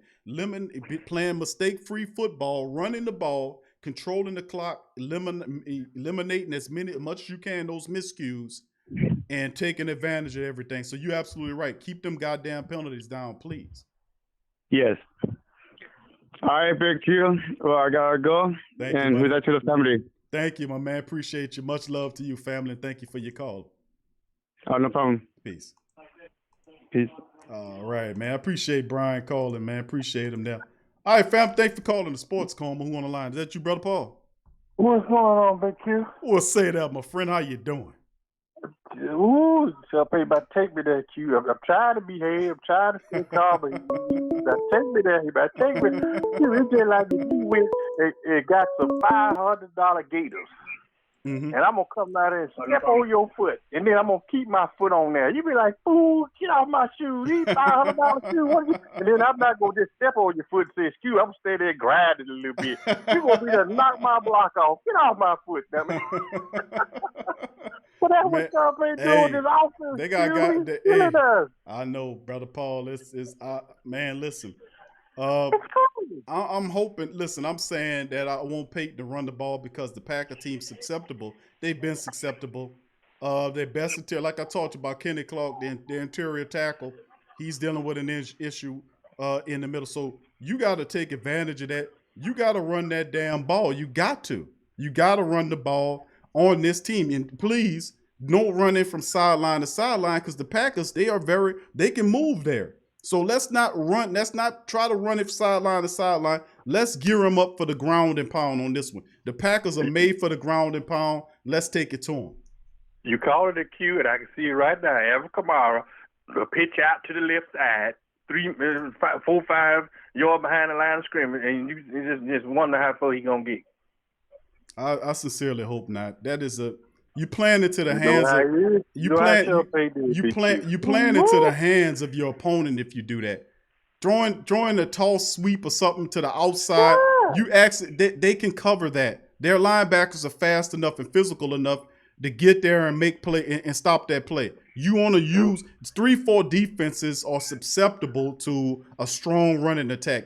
Most football people know that you can run the ball on this team, on the Packers. It was the same thing happened last year in the playoffs and all of last regular season, that the Packers have an issue with stopping the run. If you're the Saints, you have Latavius Murray, who's averaging he averaged 4.7 yards per carry last week against the Raiders in 3 carries. So he was almost giving you 5 yards a carry just off of 3 carries. We need to utilize that more in this game. Latavius needs to be the bell cow in which the Saints build their running attack on, and then you can miss Elvin in there to get his reps, whether he 5 or 10 carries and then the rest of his stuff coming by way of him playing as a wide receiver. You know you're going to need help in the wide receiver room. You know Kamara in some aspects is probably your 3rd best wide receiver out there, to be honest with you. So, I mean, if you got gonna do good taste of his some catches out there, you're going to have to let your hair down, you know. Something got to happen here. And I think this is a game where hopefully he don't get out there and try to throw the ball against the Packers, work the clock, run the football, and let's get it like that. Come on, man. This is a tailor-made power game for the Packers. But you know what, Q? You can't, it just came to my mind when you said that. I think Sharpay try to throw the little short passes to try to make that like the running game. You can't do that and win, Q, in the NFL. You can't do that. Right. Absolutely. You just can't do that because, like you said again, you got Drew throwing again, 20, 30, 35, 40 attempts. No, that ain't going to work, Q. Right. Absolutely. You're right, Brother Paul. They got to do it. They got to step up and handle business. Bottom line. All right, hold on for a second, Brother Paul. We got another call on the line. Thank you for calling the Great Saint Think Tank family. Who's on the line? This that driver, Q. I'm just waiting, listening to y'all, man. You know, I'm out here putting down these miles and stuff, and I'm just listening, man. I'm just all disturbed. I've been trying to get through for a couple of days now. Well, Ricky, I'm sorry you've been having a difficulty getting through, my brother, but I'm glad you kept trying, and I'm glad you're here today, brother. Oh, yeah, I'm always listening to the show, whether I get through or not, But, man, that loss to the Raiders, oh, my God, bro. My brother's a Raider fan. It's 3 teams. As a Saints fan, it's 3 teams that we just can't lose to, bro, no matter what. It's 3 teams. If you're a diehard Saints fan, it's 3 teams that you just can't lose to. Let me guess. Falcons, Cowboys, Raiders. You was a fucking Raider fan. That's why you know that. You're a Saints fan. That's why you know that. You know what I'm saying? Only a real Saints fan know that. Right. And we lost to the Raiders, bro. And I'm looking at that game, man. Look, if you go back and look at that game, bro, I'm gonna tell you where the tides turned at. Cause we came out lighting their ass up, okay? Right. But when Drew Brees in the second quarter, you couldn't hear the trash talking, but I forget which player that was. He hit the shit out of Drew Brees, bro. And ever since that, Drew Brees was like, hey, somebody catch the damn ball. I'm not going to hold it no more. He was just throwing it, bro, just throwing it. And everything to Kamara. Where you at, Kamara? I'm like, God, I say he's scared, man. He's scared. He can't deliver the ball. He can't deliver the ball. Yeah. And I was like, you know what, man, this like, and you know me, at the end of last season, I was ready to sell the ranch. I'm still ready to sell the ranch. Like, damn, like, what's up with Jameis? You know what I mean? They talking about Taysom Hill. Like, I mean, I you know what? People talk that smack about Jameis Winston, but my thing is, like, if you're going to criticize somebody, you got to give them the accolades also. You know what I mean? Right. He might have threw 30 interceptions, but they still had the number 1 offense in the league last year. You see what I'm saying? So get a man a shot. Maybe it was the coaching. Maybe he couldn't function up under Bruce Arians. Maybe Sean Payton got a safer offense for him. But my thing is, like, Drew Brees, man, as long as he wear that Saints jersey, man, I have to spare him. I'm going to spare him the whip. You know what I mean? But, man, take that jersey off of him, bro. Like, look, you know what, man? The Saints always chasing these damn has-beens, man. why don't Sean Payton? He's not interested in developing new talent, man. That is pissing me off. You go out and you search for these has-beens. You got all these young wide receivers on your roster. You ain't trying to develop them at all. You just hiding them. Why are you hiding them? Put them on the field. Yeah. I mean, if I was a defense, I would go in the game plan. Look, we ain't got to guard but 3 people tops. You know what I mean? Right. If I was a defensive coordinator, hey man, you know what? We ain't got to guard. And Drew Brees, he ain't gonna run nowhere. He ain't gonna run. We just put him in a box back there. You know what I'm saying? Knock him down a couple of times, and he'll give us the ball. You know, that interception he threw, that right there, bro, that was fear. He overshot that ball out of fear. You know what I mean? Yeah. And I'm like, you know what? He's scared. He was out there playing scared, bro. If you look at that game again, you can see the water in his eyes. He was scared. He know that we, the fans, the Saints fans, he know we looking at it. He know we gonna talk about how old his ass is. Are they all talking about that, Ricky? He cannot take those hits, man. No, he ain't can't supposed take to. them. That's what the line was built. You're right. He ain't supposed to take them hits. That interception was one, and we covered that on TSC Q&A when I showed the footage showing that the defensive lineman, interior lineman beat Andrews Pete, beat him off the line and was collapsing toward Drew's legs. Drew's throw showed that the guy, when Drew got rid of the ball, the guy hit him low at the legs, and that ball sailed to the linebacker. So you're right. It was pressure caused that interception. A lot of people thought he just threw it there. You got to go back and look at the film. That was induced by the defensive line. So hold on, Ricky, just a second, my brother. I'm gonna let you. You're doing it good, bro. But I got Paul right ahead of you. I'm gonna let Paul finish up what he was saying, and then just hold tight. I got you, bro. But go ahead, brother Paul. Okay. Oh, I like run, Ricky, run. He understand the running game better than Sean Payton. Well, this the thing though, brother Paul. Let me get a shout out to Tack Robinson. Thank you, Tack, for your super chat. He says, "You're right, Q. We just gotta run the ball and take advantage of any defensive stops we may get." Aaron looks like he got his mojo back. Aaron has a running back that is versatile, out the back, can run and catch. He has his wide receiver core together. The offensive line is doing a better job of protecting him, and the defensive's gotten better. Not better enough where we can't puncture their defensive line with the run, but we know that Kenny Clark is a really good interior defensive lineman, but he's hurt. We have to take advantage of that. James also says, Q, I think Green Bay, we need consistent pass rush, even if it's pressures a heavy productive run game to open our receivers up, especially without Mike. Secondary has to step up and play like he said they could step up and play. Okay, thank you for that, James. Go ahead, brother Paul. Yeah, man. I'm just curious. It's like out there with old Captain Hammerhead out there on the ship. There's so many holes in the ship like Swiss cheese. You can only get so many buckets to dump the water out. I mean, this is getting ridiculous. Jared Cook, you talk about 10-man. I'm putting these 10-man / the mummy. We gonna see his play continually to deteriorate as the season go on. Why they put that young tight end in there, I don't understand. Troutman should be starting, Q. There's no excuse to this. And what think you look at that Ken Crawley? Is he crazy? Dig up old Keno Hills or somebody. Brother Paul, they had one of the family members. I just scrolled on me. I was looking. Somebody said in the chat, "Go ahead. Is it serious? Are we? Is it serious? Or is this? Oh, wait, yeah, Travis 504. Who that to you, Travis? Travis says, "Is it true that the Saints are talking about bringing Ken Crawley back?" They can't believe it. It's like, man, that's fake news. No, it ain't fake news. The Saints actually did. They went after it. It ain't fake news. No, it was real. The Saints actually was looking at it. We just had to run this guy out of here. And you bringing him back? Oh my goodness. That's like fumigating your house and getting rid of the ants, getting rid of the ants and all of the bugs out of your house. You fumigated, got them all out, and then saved a few of them. And after the man left, and you got a week pass, you come back in there and let the bugs go in there. What's wrong with you? New roaches. You let them back in there. What's wrong with you? Bed bugs and everything. Every damn thing else up in there. Everybody itchy and uncomfortable. It's true. It's true, Travis. That is a true story. We covered it earlier. It was one of the top 2-3 news articles covered the day that the Saints were actually interested in bringing Ken Crawley back up in here. And I'm like, what for?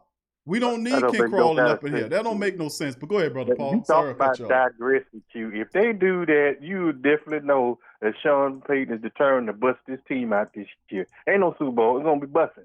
Because you're going to have three players, both the Williams boy and Crawler at the safety position. Ain't man one of the three going to be able to do nothing. You should put them in the bag and shake it up. You don't know who's going to fall out first and throw a terrible play. And Robinson ain't going to help it none. So you got deficiency there, Q, and everybody know that. And it's like what the hell, Sean Payton? Like you ain't even trying to sure it up no kind of way. So that's telling me Swearinger must be hurt or something. Q, what's going on? I don't. If Swearinger, I don't think there's nothing on Swearinger, Brother Paul. When I see that, because I was anticipating when I heard that, I was like, okay, somebody must be hurt. But even if that's the case, even if you felt like you needed to go in a direction where you needed cornerback help, and if you're gonna go to the veteran wire to look, get somebody accomplished, get somebody. Kevon Webster was here a year or so ago. He would be a veteran that can come in and provide something. He has a shorter curve. He can come in and do something. He knows to look for the ball. He's a wise corner. Mo Claiborne, it would be a good addition to the team. I mean, how about where's the lead at? How about the guy they got rid of from the XFL, Dietrich Nichols? He's out there. He's out there. How about him? He has a higher upside than Crawley. But then if you really want somebody, why don't you dig down in the practice squad and go get Keith Washington, the guy that got a pick nearly every day of training camp? That don't get you anything? Does getting a pick damn near every day in training camp doesn't earn you anything? It can't get you past PJ Stinking Williams? Or you got to go back and look at Crawley? Seriously? We can't use Keith Washington for nothing. See, that's what I'm saying, man. You got tunnel vision. There's something wrong with you if you can't look past that over. All day. Guess what? He gonna come after Malcolm Jenkins. Malcolm Jenkins done put himself out there now. They gonna try to keep it going. Cause what you have, what bad game, Q? If you don't get it together, you something to have enough. If he's injured or something, they need to get him from back there, Q. So they gonna keep throwing on it. Look what I mean. I know it was a tough cover for anybody to have with that Waller kid. But goodness gracious, man, you supposed to be a defensive back. I mean, come on now, you supposed to be a defensive back, and this guy was eating your breakfast. That mouth wasn't running that night. I see he done shut up a little bit too. I noticed that. Let your play be big as your mouth. That's what I want to see for the rest of the year out of Malcolm Jenkins. Man, listen, I just want, and we'll see, because this game here, man. I just want to see what these suckers going to do in terms of them running the football in the way we're supposed to. I would be surprised if they lose this one. And then too, I'm like really beat Green Bay not to take nothing from, but I need you to beat somebody like the 49ers. Get some revenge on the Vikings. Beat the Chiefs. Split with Atlanta. Then you'll impress me. What you think? They got both. I've said this before, Brother Paul, and I've said this countless times. If the Saints lose games this year, it's by their own hands. It's not something that somebody else going to do. Right. The Saints are more talented than a lot of these teams in the NFL, and I'm not discounting these teams. All I'm saying is that the Saints, if they lose these games, is going to be because of bad play calling, and bad play calling, mismanagement of the clock, mismanagement of timeouts. Mismanagement of your roster, meaning not putting the correct personnel in, or when you do, utilizing the correct assets against the opposition in an effective and efficient manner. That's all I'm saying, is that if you can't do that. Montgomery on that couple passes, I know he caught one and dropped one. Montgomery looked so uncomfortable going out there trying to catch that ball, Q. He just like, that's just not what I need to be doing, We need to get the running game going. That's what we need to do. We need the running game going. If we had the running game going against the Raiders, you would have won that game. This game is a game that is set up for the power game. The Green Bay Packers are not a good team up the middle if you run the ball on them. Their best interior lineman is hurt. He's coming off injury. He probably will play, but he's injured. So you have to be able to take advantage of pushing the ball up the center of that defense and doing that. and forcing You're them right, Q. to drop safeties and then go over the top, open up the play action game. You're going to have to stick to the run in this game and steal reps off of Rodgers because the Saints' passing offense is not there yet where you want to get in the shootout with the Packers, and the Packers' offense is averaging over 40 points a game. They're also giving up points on the defense that shows you that the defense you can get opportunities on this team. That's true, but have an Q, opportunity Breeze ain't to comfortable shoot out with them. Nobody go up top like that. Breeze ain't comfortable with no receiver out there. If you the truth be told, without Michael Thomas, he ain't comfortable with nobody. Yeah, who do you think he's comfortable with? Well, I need Senor, I'm gonna throw it to Santa, or I'm gonna give it to Fowler. He ain't working like that. He ain't thinking like that, Q. I mean, his most favorite out of the back is, he throws to Kamara. He's comfortable with that. He found a rapport out with Traquan Smith in this game, which is positive. You'll see him throw. He threw 3 times to Emmanuel Sanders. He only caught one of them. So he was trying to get the ball to him. So I expect that to change a bit. He also is very comfortable with Jared Cook. Jared Cook just looks old. He looks old and slow, man. Old and slow. And we just in the 3rd game and you looking this bad. I mean, he gets up off the ground slow. He makes moves in slow motion. He gets up off the ground all slow. Everything is slow about Jared. I'm like, what's going on? Is he hurt? What's going on? Is it time? I mean, he just looks really old, man. I'm like, I was looking at the tape of him. I'm like, wow, he looks old. Where's the shimmy shake? Where's the shimmy shake at? There's no shimmy shake in Jared Cook. It's nothing. He's just old. You tackle him. They're cute, especially with Rankins. Man. He is up there holding the middle. Rankins ain't doing nothing out there. I've been watching it. Yeah, these guys got to step up, man. Shy Tuttle is supposed to play in this game. He should be starting. Well, even Malcolm Brown. We'll see, because Brown dealing with a foot issue, and we don't know what's going on.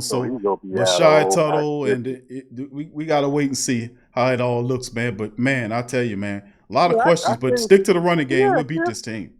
But I tell you what, President Nixon should have had Sean Payton. He knew he hid Davenport and Anzalone and all them. He know how to cover up and hide stuff. Nixon would love to have him on his staff, boy. He could have kept him from getting out.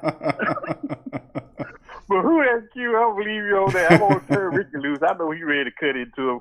But who that, y'all? Love y'all now. Saying to you, Brother Paul, who that to you, my brother? Peace. That's Brother Paul, man, chiming in. All right, Brother Ricky, coming to you here, bro. All right, Q. Hey, I want you to picture this, man. Think about this. I can't help but to think about this, right? Okay. Like, this is one of the reasons why I don't buy no players' jerseys right here. I just buy a tire. I don't buy a jersey. Okay. Our Saints team, right? Mm-hmm. Drew Brees, the second game of the season last year, the Rams, Aaron Donald smashed his thumb. Drew Brees out, 5 games. The Saints went undefeated. Drew Brees is out. You know? Right. Now, okay, first game of the season this year, Michael Thomas gets hurt. Michael Thomas is out. Go get it. The first game of his absence, we lose. Right. The point I'm stressing is, it ain't the players, it's the scheme.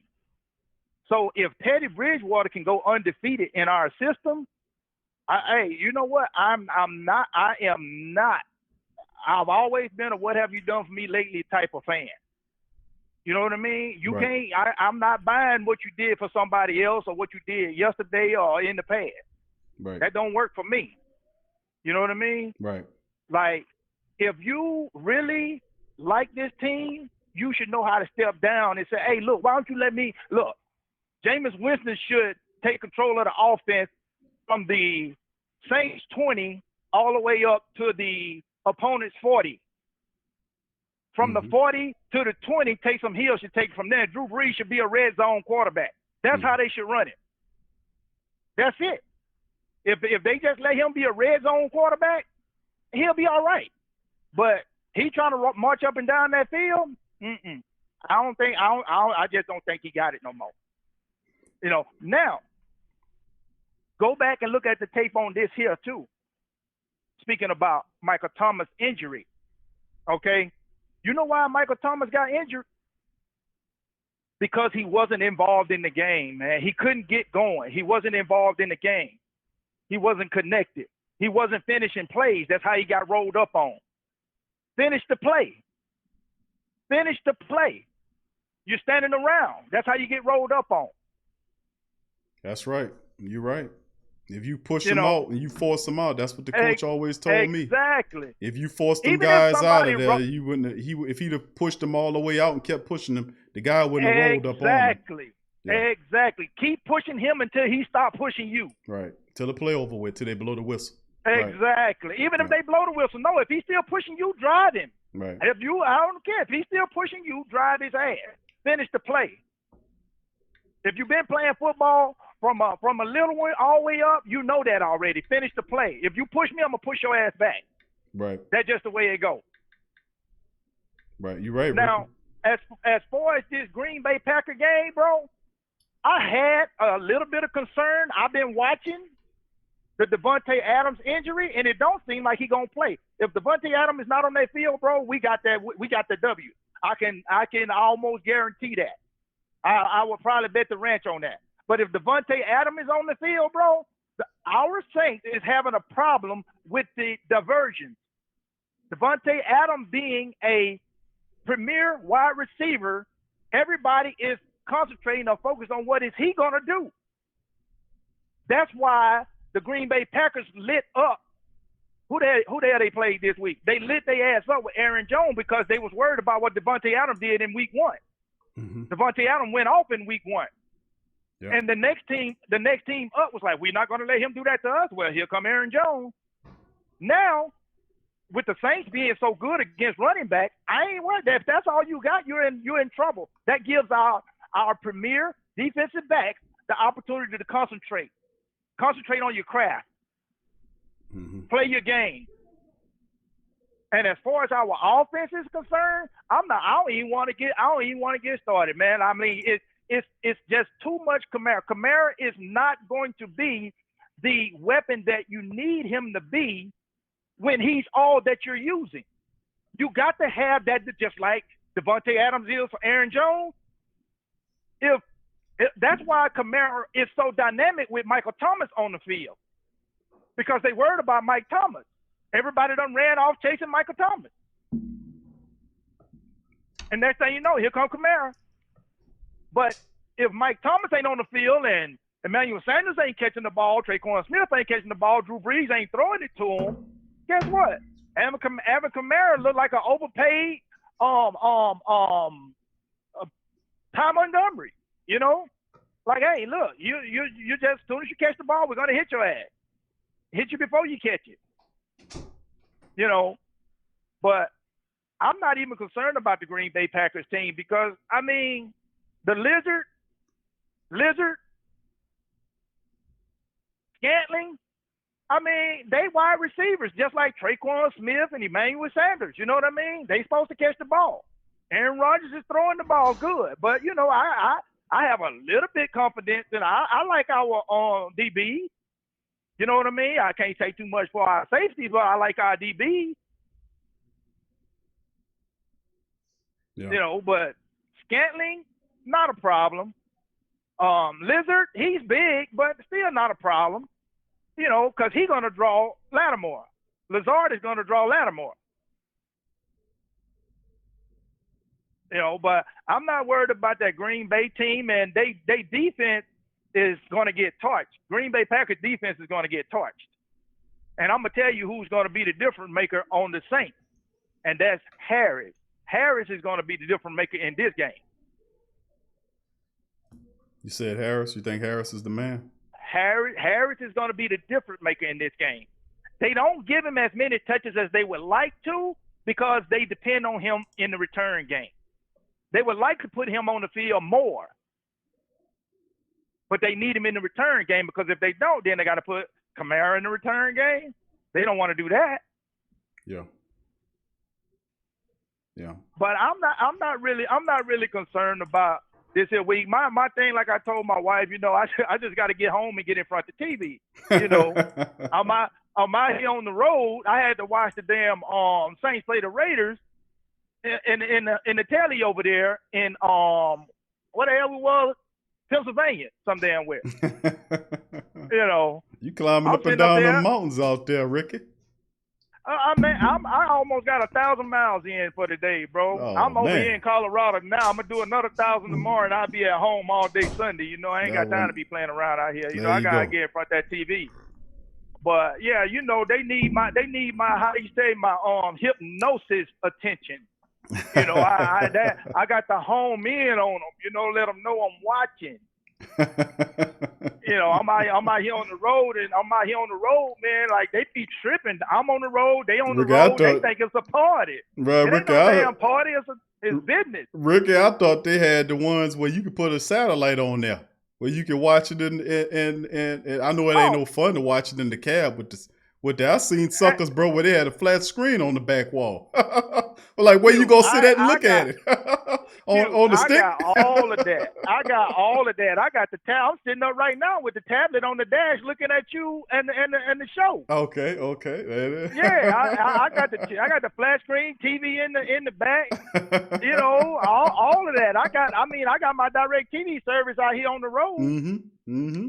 You know, yeah, I got all of that. You know, but it ain't like I said. When it comes, I can watch all those other teams. I can watch all those other teams like that. Mm-hmm. The Saints need my undivided attention. That's right. Because they get to doing stuff, you know. Like, look, when the game first started, you should have seen me over there in the hotel room, bro. Because, look, Derek Carr tried to do that old play action. They was running the ball off of what the damn running back name? They running the ball off of Jacobs, right? And, you know, he did a couple good runs. He went to go do that damn play action, bro. This in the first quarter. I think it was on the first drive, on the first Raiders drive. He went to go do that damn play action, bro. He turned around and Jenkins was right in his face. I was like, peekaboo, motherfucker, peekaboo. Hey, ain't none of that jumping off. We already know you ain't got nothing but a running back. You know what I'm saying? We know you're going to try to go to Henry Ruggs. I ain't going to even lie. I was scared as hell of Henry Ruggs. But see, look, check this out, though. Now, just like the Raiders, they see that, hey, look, we throw the ball to Waller, can't nobody stick him. You know what I'm saying? Look, bro, every time Waller, I mean, you watch the game. I ain't got to repeat it. But look at it.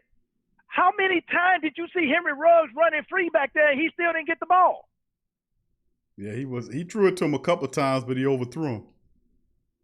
But no, it was some times he was running totally free. Q. He had opportunities. You know why he didn't get the ball? He's worried because about if it ain't broke, don't fix it. Yeah. They can't stop Waller. Why throw it to Ruggs? Yeah. They can't stop Waller. Right. We take a chance, throw it to Ruggs. He mess around and get hit in some unorthodox way. We lose Ruggs. Let's give it to Waller. They can't stop him.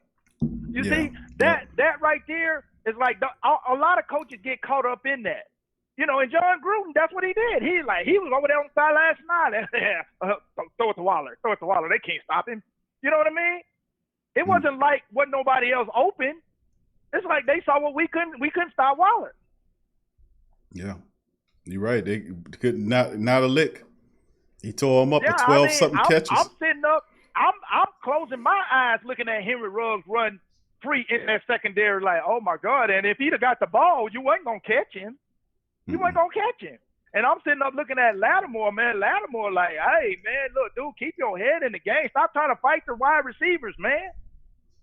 Stop trying to fight them. Just shut them down. He over there trying to fight them and all. If they burn you, bro, hey, look, you know what? You don't like to be burnt, don't get burnt. Yep. That's how I go. If you don't like it, don't let it happen. That's right. Do something about it. Because when they burn you, look, you better be glad he didn't play against Shannon Sharp. You know what I'm saying? You be talking to him. He gonna talk to you. He gonna talk to you. He gonna say some stuff if you. Yep. You let somebody take you out your game. If you let somebody take you out your game with talk, and then they muscle you off the line and all that right there, then catch a pass on you and you all out your game. You would have had a problem. Right. You would have had a problem because they had some talkers back in the day. Yeah. Shannon Sharp would talk to you. He was a talker big time, man. He would use the truth. Still a talker. Yeah, he'll use the talk. He ain't even playing no more. He does talk a lot of that. I call him Big Country. Big Country can talk, man. Yeah. He can talk. Oh yeah. Nah, I like him though. I ain't gonna even lie. Yeah, I me like too. him, man. Hey, man, look, hey, like you said, he revolutionized the position. Yeah, he was special. He revolutionized that position. Right. Yep. He was awesome. But yeah, man, I'm trying to get here. You know, they keep feeding us these old BS Thursday night games and stuff. You know what I'm saying? Like, this is my favorite time of the year. You know, football season, and if I didn't have to pay bills, I probably wouldn't even work during the football season. But I'm about to get on top of that though. I'm about to get on top of that. Don't even trip. You know, I'm gonna put that our truck on the road. Me and my wife, we about to put that truck on the road, and you'll know it when you see it. Trust and believe it. You're gonna know it when you see it. The name of our company is Who Dat Brats. Who Dat Brats? Me, my wife, and my son. All right, that sounds good, man. It's all beautiful. Always love family businesses, man. That's the way to go. I ain't gonna hold you up, man, though. But yeah, I was just sitting up here. I was thinking about the Michael Thomas injury. Like, you didn't play through the play. You know what I'm saying? I was thinking about how Drew Brees, like, just throwing the ball all over the place except to the Saints player. You know, like, it's because he got hit. He got hit, man. Yeah. You know, and I'm like, okay, if you can't take the hit, we need to take you out there and put one of them bigger youngsters in there. You know what I'm saying? They got to. Well, I mean, Rookie, that interior line is struggling, man. It's struggling, bro. Andrews Pete is got that broken thumb. He don't half the time he looks all right, and that other boy out there, Pete, man, not Pete, Easton. I don't know what to think about him. Let me ask you this, Ricky. What you think about the Saints ain't playing Ruiz, that young rookie, that first round draft pick? What you think about that? It's kind of hard. I kind of understand it, and I kind of don't, because, like, if he would have got a chance to get a preseason in like McCoy, he probably would be starting, Q. But he didn't get no preseason in. Coach Payton don't really know what he got. He know what he saw. He know what he drafted, but he don't know what he got. Like, that center position is very important. If they put him over on guard, you know what I mean? It's like, I mean, to be fair, it's like Ruiz said it without saying it. He'd rather play center instead of guard. You know what I mean? And without that preseason, it really hurt him as far as him actually getting in there. Now, I don't think he could do no worse job than Easton or I don't think he can do no worse job than the guy they got out there already. You know what I mean? I think he's younger, and I think it's always going to be a learning curve. But, you know, I like I said, I'm 50-50 on that. You know what I mean? He got a Saints jersey on. I feel like if he put the jersey on, he can do it. I throw him in the fire. I would. Yeah, you got to. You took round. You took a first round draft pick on him. You put him in the fire when you took the pick on him. And not only that, you know, my damn quarterback is over 40 years old. You know what I mean? I need somebody to protect him. Like, cause I'm telling you, Drew Brees' eyes got watery, man. They glassed up when he got hit. Yeah. It was like, whoa, like that. He didn't like that. That didn't feel too good. Nah. I'm like, bro. Especially the way that dude coming at his lower legs like that, yeah. Exactly. You can't, but at the end of the day, though, Q, you can't throw the ball away. You still got to protect the ball. You still got to run your offense, man. I'm talking about, Q, you remember the live days, man, when Drew Brees was slinging that ball all over the place, bro. We putting up 40 and 50 burners on teams, you know? We putting up 40 and 50 burners on them now. Now it's like, what's the matter, man? I mean, like, come on, man. I don't care if you throw the ball 1 yard and the dude run it 99 more yards. You know what I mean? Just long as you make a positive play. If you throwing the ball 3 and 4 yards and we can't even move the chain, we 3 and out. You know, that's what I got a problem with. You throwing the ball, you dinking and dunking 4 and 5 yards, 3 and 4 yards and stuff, and we move the ball all the way down, score a touchdown. I ain't got nothing to say about that. I don't have nothing to say about that. Right. That means you taking what the defense give you. You know what I mean? Right. But if you going dinking, dunking 3 and out, now I got a problem with that because you're not looking. You're not looking. There's something else on the table. You're not looking. That 3 and out, you just like come on, man. We done seen him in his limelight when he dinked and dunked his way all the way in the record book. You know what I mean? And he done slung that ball down that field. He done did it all. You know, but the difference is the results. The results is why we're talking about it. Yep. The results is why we're talking about it, and us Saints fans, well, I'm a especially speak for this Saints fan, I'm very unforgiving.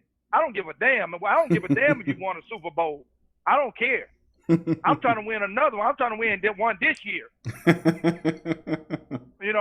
other one that got old, Pat Mahomes, them just got some new stuff. I like new stuff. I like popping tags. I like popping tags. You know what I mean? all that old stuff. It just go in the closet and collect dust. That's right. I don't want that old stuff. I mean, listen, you like I am, Ricky. I was saying that like, man, listen, I don't want to hear nothing about no 2009 ass Super Bowl. We in 2020 now. If anything, exactly. that's not a compliment for you to be sitting up there. That's been 10 years since you won a Super Bowl. That should be a reminder of your failure over the last 3 years. That's what that Super Bowl represents to me. You should have had two more, at least two over the last 3 years. The reason why we failed is because of what you're saying today. And people starting to see it. Why we can't get it. They're saying it because their coach is not doing the right things, man. I go up and down my timeline on Facebook, Q, and I see like a lot of fans, if that's your cup of tea, it just tells me what kind of person you are, in depth, you go, you like, how that saying go, win, lose, or tie. I'm a Saints fan till I die. Well, hey, you know what? I'm a Saints fan, but ain't no goddamn losing tie got nothing to do with it. Ain't no losing and tying ain't got shit to do with it. I need to win. I need to win. I wear when I wear my Saints attire, I wear it with pride. Look at me, I'm a winner. Right. You know what I mean? Right. That's why you got these other teams like Raider fans and they don't wear their stuff until it's like it's game day or like a day in front of their TV or something. I wear mine year round. Mm-hmm. People always got something to say to me about my Saints, and they have to be careful too because I give it to them. I told you last time I don't watch my Saints in the public. I watch them very privately because hey, look, I'm connected. I'm connected. It's just like the seat on the Matrix.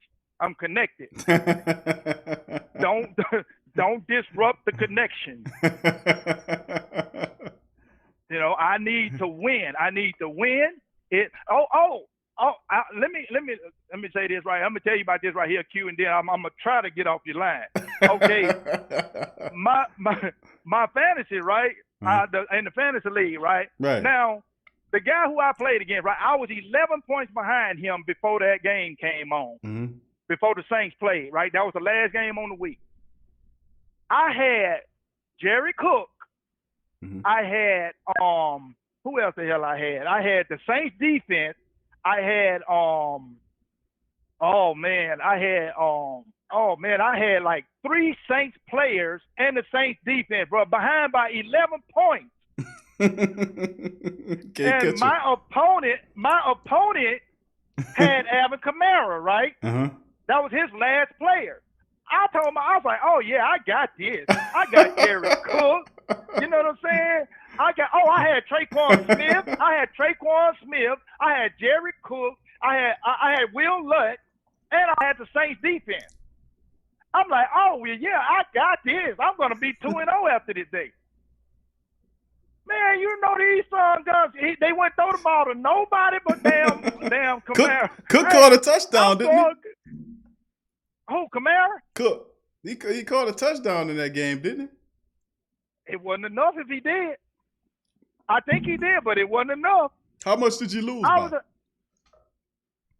I would have to check you. It wasn't by much. I think I lost by about 10 or 15, something like that. Man, hey, I could have swore I was going to get, man, I got Jerry Cook. Okay, look, though, Traquan Smith, he's supposed to be the number 1 now, or the number 2. Yeah. I got Will Lutt kick some field goals for Christ's sake. And the defense, sack somebody. Get an interception, do something. Bro, they wouldn't do nothing. Nah, they didn't Rick, do nothing if you had the Saints defense last week, against the Raiders, you probably ain't. I can look it up. Oh but yeah, I didn't get nothing. I probably didn't ain't get gonna do nothing. that well. Yeah. I think I finished with their defense giving me 3 points. 3. Yeah. I was thinking probably be something like that. Let me see if I try to pull you up I had all those players though, Q. All those Saints players, bro. Hey, man, look, I'm still pissed off at that. I'm still pissed off at that. Like, come on, man. Hey, I can see, like, it wouldn't even be no sweat off my back. Like, if I had to depend on some players from another team, even if it was Pat Mahomes had a bad game, you know, I wouldn't even be. But it was my freaking team. My record relied on my team. Yeah, and they couldn't even pull through for me. Yeah, I'm looking at it. Ricky, I was pissed. You lost to Swade's team. I was hot butter. Yeah, you lost to Swade 219 to 200. You almost two. Hold on. Man. I'm looking at it. See what you have here. All right, let's see. Will Lutz gave you 6 points. Traquan gave you 13.60. So he gave you 13.60 for Traquan. Jared Cook 19.30. And let's see, what's your defense? 4 points. Defense gave you 4 points. And Will Lutz is 6 points. So wasn't enough, man. Nah, Sway beat you by 19. Subtract Alvin Kamara points. He had 38 points in that game. See that? That's what killed me right there. That's what killed me. He had 38.40. Bro, he could have threw the ball to anybody else on the team except Kamara, because that's who I was going up against. Yeah. Yeah, Kamara got him over the hump. I'm looking at his team right here because he had several players here that gave him 0 performances. Jamison Crowder, George Kittle didn't play. John Ross didn't play. He had 3 players that gave him 0 performances. Defense gave him 2 points.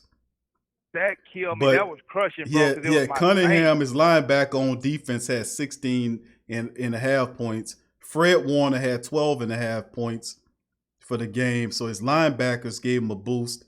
Deontay Johnston, a Pittsburgh wide receiver, had a big game. He had 25 points. And certain players did. Jonathan Taylor for Indianapolis had 22 points. Oh yeah, that's where he got it. That was a good sneak move right there. And he lucked up with Fitzpatrick, gave him 36.82. So I mean, he had some lucky performances there to kind of beat you. That right. Hey man, you know, I was trying to get through to you too. I heard y'all the other time when I was on, you was like, "Hey, did you win your fantasy?" I was trying to tell you, I won. That was week 1. Yeah, I was asking you, did you win? I see you win 1-1. I think my dog Teal in the building here. Teal, I think I seen Teal in there. I think let me see the next matchups and we talking to the family members that might not know what we're talking about. It's the Sports Coma Fantasy League, family. We do the Sports Coma Fantasy League this year, and the winner of the Fantasy League gets $100. So we have our fan. We do it. We've been doing the 2nd annual Fantasy League, so we're just letting the family members know, and and that's what we're talking about. But this weekend, what's it is? Let me see who's playing who this weekend, because I think who do you got this? You have Real Santos. I tell you right now, you got Real Santos. So you got he beating you right now by 16. So you got 16.20 right there. And who else we got here? I'm gonna name everybody here. Big Easy Player is playing Smokeless YT, and he up 20.6 to 3.10. Super Sands, that's Mozzie 5's team against Who That For Real. Who That For Real beating him by 7. Real Santos is got the edge on you, 16.20. You don't have any people until Sunday. Elite Goods is losing to Steezo Clan, and Venom is losing to El Suf. That's El Suf is Sufian. So Sufian is in there. Sports Talk 365 is he ain't got any points yet against Wi-Fi, which is he by 9 points. And then, of course, Teal, my dog Teal in the building. Teal is winning 35-8 to the Sports Coma King Who That's. We ain't got nobody playing it yet, but yeah. But yeah, it's 60. Yeah, we be having fun in the league, man. So it's me. Which team is yours, Q? I'm up the Sports Coma King Who That's. I'm going up against Teal the Legend. So watch out, Teal. I got you, baby. I got you this time, Teal. Watch out, baby. Damn, he got 35 points already. He doing it, bro. Teal sneaky with that fantasy. You know how to play that fantasy. I got to watch out for Teal. He got 35 points already. Let me see. Who? Oh, he got most of that on. He got that running back.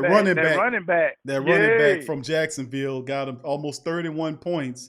And that's how he got that big old edge. So old Teal, watch out, Teal. I'm gonna catch up with you, player. But yeah, Ricky, man. You got Kyler Murray. Yeah, but Ricky, you that's a tough matchup, man. You got you still got Santos up by 16, but you all right. Deshaun Watson and Pat Mahomes. Oh yeah. Hey, I'm gonna tell you my sleeper who I got a steal on, bro. Chase Claypool. Yeah, he showed up. I just seen him, man. Somebody got him. He's balling out of control. Is that your dude? Ben Roethlisberger like him. Is that your dude? Did you? Oh yeah, that's me. Okay. I just seen him on your. I was like, yeah, I just seen that. Yeah. Yeah. And Ben Roethlisberger like him. I think he got me by 20 points last week. Yeah, but see, Swade, he got lucky, man. He had several of them that was pretty lucky, man. So you know how it go. Yeah. See, that's not how you start; it's how you finish your fantasy league. So that's right. How I look at it. That's right. I won several of them like that. I'm struggling with my running back though, man. Look, I ain't got no running back that worth a dime. I know I had McCaffrey. He fell out of there, man. I had to go struggle. That hurt. Yeah, I had lost McCaffrey early, man. So I had to go and find somebody else, man. I had picked up on Adrian Peterson before the season started. I picked up on. He didn't even have a team yet. I say somebody gonna sign him, and then they picked up on him. The Lions got him, and he had a good performance in week 1. So we sneak a few wins there. But in fantasy, it's all about how you start. How you finish, not how you start. Right. But Ricky, man, thank you for tuning in, bro. Thank you for calling, man. I'm finally glad. I'm glad you finally got in, bro. I told you, even if I don't get through, I'm watching. Wow. Even if I don't get through, I'm watching. I'm trying to find me a damn parking spot now. It's dark as hell out here. Well, bro, listen, you be careful out there on them roads, bro. Climbing up through them mountains and all them high grades and all that kind of stuff. Watch out for them crazy fools too driving around, because some of them suckers be using their brakes too much, man. You can smell it, and you don't know how to use the J brake. And I mean, I don't know about people sometimes. I don't know, bro. Just be careful out there, bro, and watch out, bro. So I got my little family with me, Q. Trust me, 26 years on the road, bro. Yes, I drive for everybody on the road. I don't just drive for myself. There you go. 26, you got it. I don't take no chances at all. Right. You're a smart man, Ricky, bro. I appreciate you, bro, and much love to you. Be safe out there, cuz. And who that to you? Who that to you, Q? Appreciate the format, man. Oh, no problem. Take care. You too, my brother. Peace. That's Brother Ricky, Dad Driver in the building, man. Good to hear from him. Troy, thank you for your super chat. Big ups to my boy, Troy Thompson. He says, zoom and boom with AK and Murray to wear out the D. Thank you, Troy. Appreciate the super chat, my friend. Thank you, brother. Appreciate that. That was Ricky, man. Glad to hear him out there doing good. All right, family, we're going to keep it going here. We got about another, I won't say about 30 more minutes or so. I won't sneak a call or two in there. Please feel free to call 504-475-4482, 504-475-4482. Also, what I wanted to do was I wanted to share this story. I forgot it was on my screen, and I forgot to share this story with you. So that's on me, but I'm going to share it with you right now between calls. So give me a second. I'll share it. Did y'all hear about this one? Former Saints cornerback. That's right. Delvin Breaux. Sue's team, he says, sues 2 former team doctors over injury diagnosis. This is coming way late, man. But it's still in part. Delvin Breaux suing the former team doctors. It's reported by ESPN. The Saints cornerback Delvin Breaux has sued 2 former team doctors for negligence, claiming his leg injury was misdiagnosed. In 2017, Breaux wound up undergoing surgery to repair a fractured fibula during the 2017 preseason. Former team orthopedist Derek Jones in Misty, Surrey, that dude, initially diagnosed the injury as a bone contusion. How do you mess up that bad? How do you misinterpret a fractured fibula for a bone contusion? What kind of nonsense is that? That's absolutely crazy. But this is him, just to let y'all know, Delvin Bro is suing. He is suing the team, just to let y'all know on that, man. That's absolutely crazy that they do that. How do you do that? How do you misinterpret a broken fibula for a bone contusion? What are you, blind? Is Stevie Wonder your brother? Is Ray Charles your uncle? I mean, how in the heck did you? I mean, just absolutely lunacy, man. But Delvin Bro suing those two doctors. I don't know if they're still doctors with that kind of bad analysis, but you know what they say? They got good and bad and everything. Thank you for calling up the Sports Coma family. Who's on the line? What up to you, Big Q? This is Cedric. Can you hear me? Yes, sir. What up, Ced? How you doing, my brother? I'm doing well. I want to come up here and, talk about, the keys to victory for the Packers game. Yes, sir. I want to say we got to stop Aaron Jones. That guy, he's a beast when he gets the ball. Right. He can catch it, and he can run it. And we got to stop him. We got to put a stop on him. And the backup for Adams, the second receiver, I forgot his name, Marquez something. Oh, Marquez Scantlin. I forgot his name. Scantlin. Yes, that dude, he's a beast. He is good. And I mean, he can catch your ball, and he can run with the ball, and he can get you extra yards after catch. Yep. And we're gonna have to look out for that because our team, the defense didn't look that good against the Raiders. And I mean, the Raiders had average guys on there. I mean, they had some good people, but I mean, most of those dudes, you barely know their name. Like the Waller dude, I mean, if you're not a Raiders fan, you won't know his name. Mm-hmm. So I'm just saying, we got to look out for these dudes. Just because you don't know their name, don't mean that they ain't good. And you got to look out for them because they the ones that can step up in big moments and do good things. Right. And another thing, we got to run the ball, Peyton. We're not going to go nowhere with Drew Brees throwing the ball 5 yards downfield and the receiver's not getting open when he is trying to throw the ball deep. I'm just people are saying he's not trying to throw the ball deep. That's false. He's trying to get the ball downfield. I mean, what can he do when he don't have a receiver open? He can't do it. He can't do anything. So I'm just saying we got to get Drew Brees some help down the field. We got to get him some guys open, and we got to run that ball to get us a win and keep up with Green Bay. I don't think we can keep up with them, how explosive their offense is now, but I mean, we just got to keep up with them. Because Aaron Rodgers, he's playing with a grudge this season. They went in there and got a brand new quarterback, and he's still, he's 30-something years old, and he's saying, I can still get the job done. He's playing with a grudge this season. Yeah, you got to look out for Rodgers and Jones. Yep. But that's what I just want to come up here to say. I don't want to hold the line up, Big Q. Well, Cedric, man, you right as rain, bro. When you talk about Marquez Scantlin, averaging, I think he's second or third in the league with his average in terms of his average per catch. He's a big guy that can get downfield. He's 6'4". He's lanky. He catches the ball in contested situations. He's tough to tackle as well. He's got good yard after catch ratio too because he uses his stiff arm. So, I mean, he's a talented young wide receiver that Aaron Rodgers likes a lot. Of course, we know Parker's the man, but I don't think he plays. But Scantlin and Lazard are two interesting second and third options that can help. And Aaron Rodgers will find his tight end. Tight end hadn't really done that much this year, but that don't say that he can't get going against the black and gold. So, I mean, we definitely have to neutralize him running the ball and limit Aaron Rodgers to what he can do. And more, we got to get pressure on Aaron Rodgers on top of that. But like I know, that the best offense, the best defense is an offense insofar as running the ball and dominating the clock to keep Aaron Rodgers in that off the field. We got to have long drives and let's work this clock. And like I said, it's a 3-4 defensive front and their top interior lineman is coming off an injury or still dealing with an injury. Let's power this ball down their throat. Yeah, and we better be lucky they ain't got Kenny Clark 'Cause, I mean, it looks like every time you see Kenny Clark, he getting after the running back. Kenny Clark is that's the dude. He's still there, and he's coming off an injury, and I think he's supposed. Let me take a look at the injury report here because they got him. Yeah, Kenny Clark, he dealing with a groin, but he was limited. Let's see, Thursday and Friday, so he should play. Oh, I didn't know that because I know he's that dude. He's scary. He's like one of the best dudes they got on. Right. That's what he could get behind it. He could get that running back.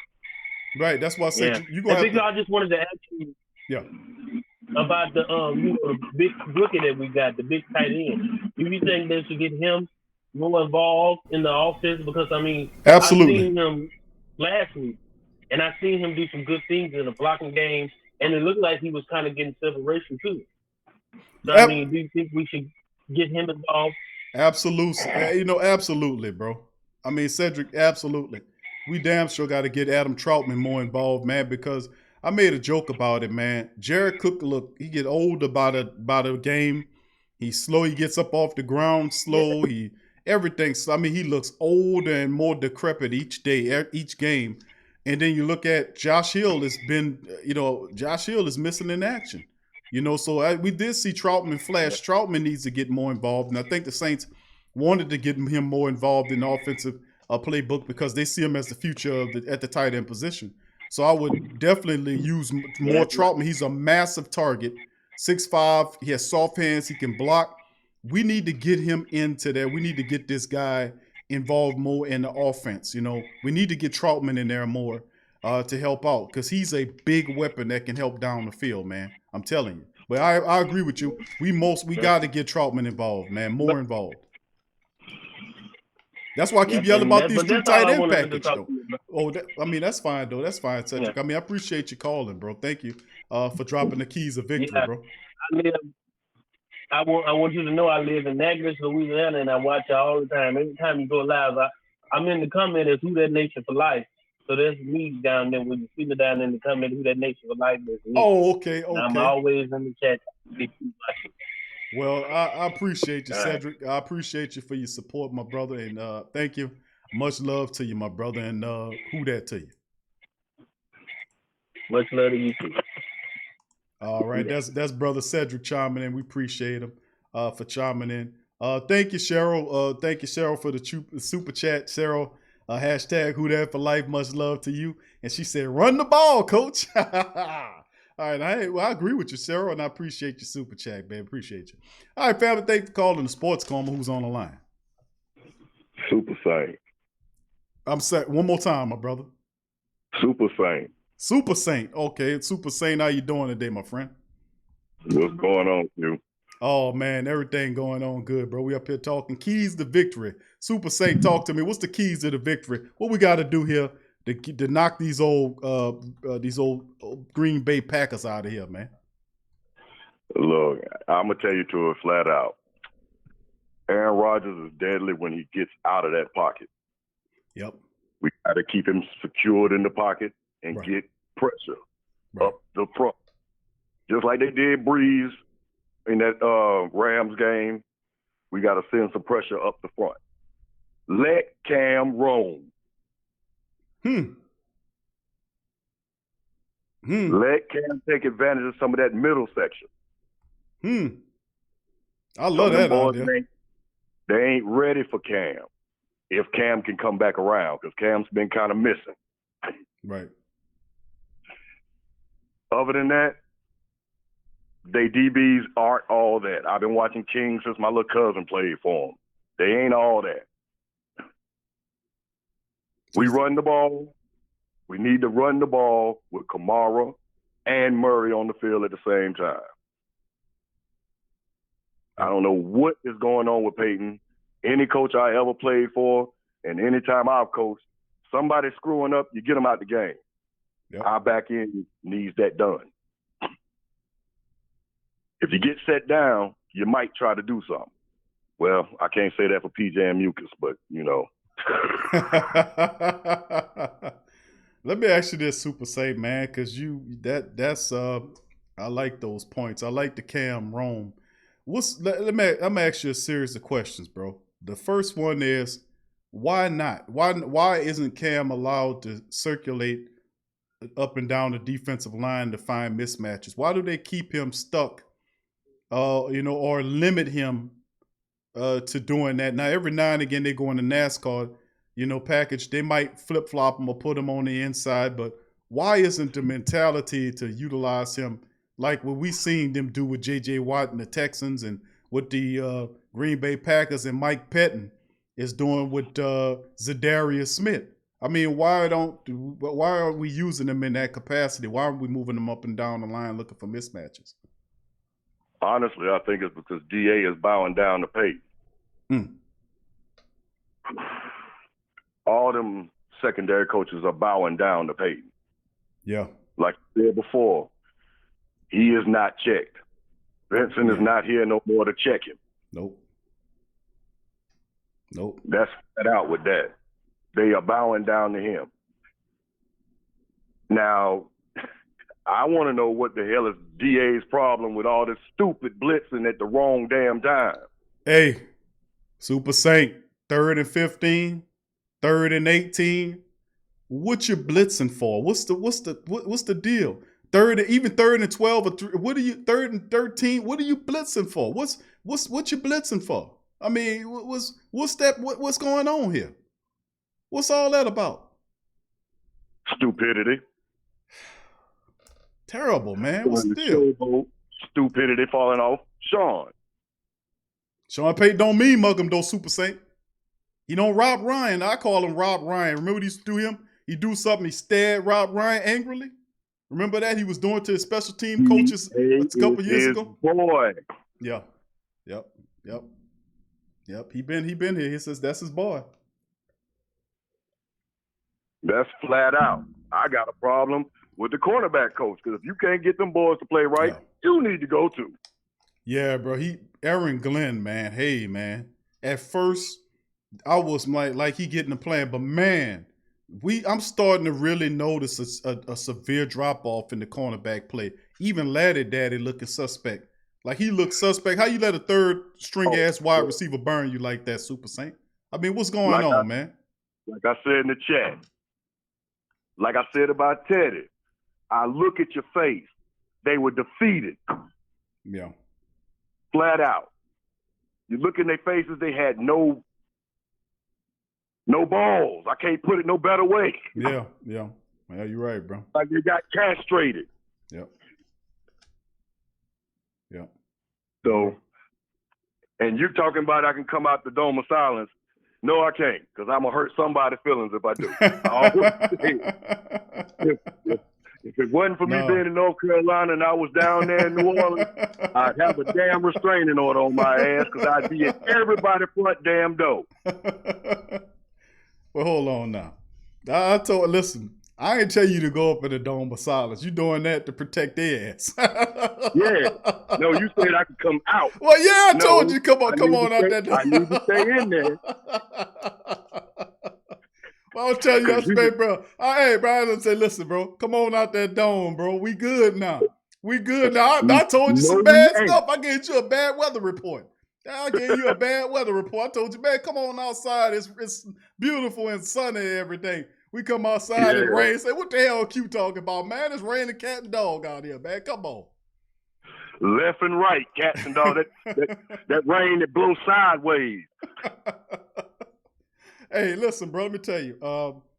This is something else, man. And the Raiders. Listen. We're not going to win every game. We know that, bro. No. It's how you lose these games, because the reason why we so upset as a fan base, because it's not like we didn't have an opportunity, or this team wasn't on your level. This team was below you in talent and everything else, and you let them beat you as opposed to them beat you. You didn't do what you were supposed to do. Had you ran the ball, bro, I'm telling you that you would have had the victory. Now I'm gonna ask you this, bro. I got two of them for you, Super Saint, bro. I got two of them for you. Number one, this the first one. what's going on? What you think's going on with why the Saints ain't playing their first round draft pick Cesar Reeves over Nick Easton? That's the first one. And the second one is about the defensive line in Davenport. I want your insight on both of those, bro. Oh, I don't even want to talk about Davenport.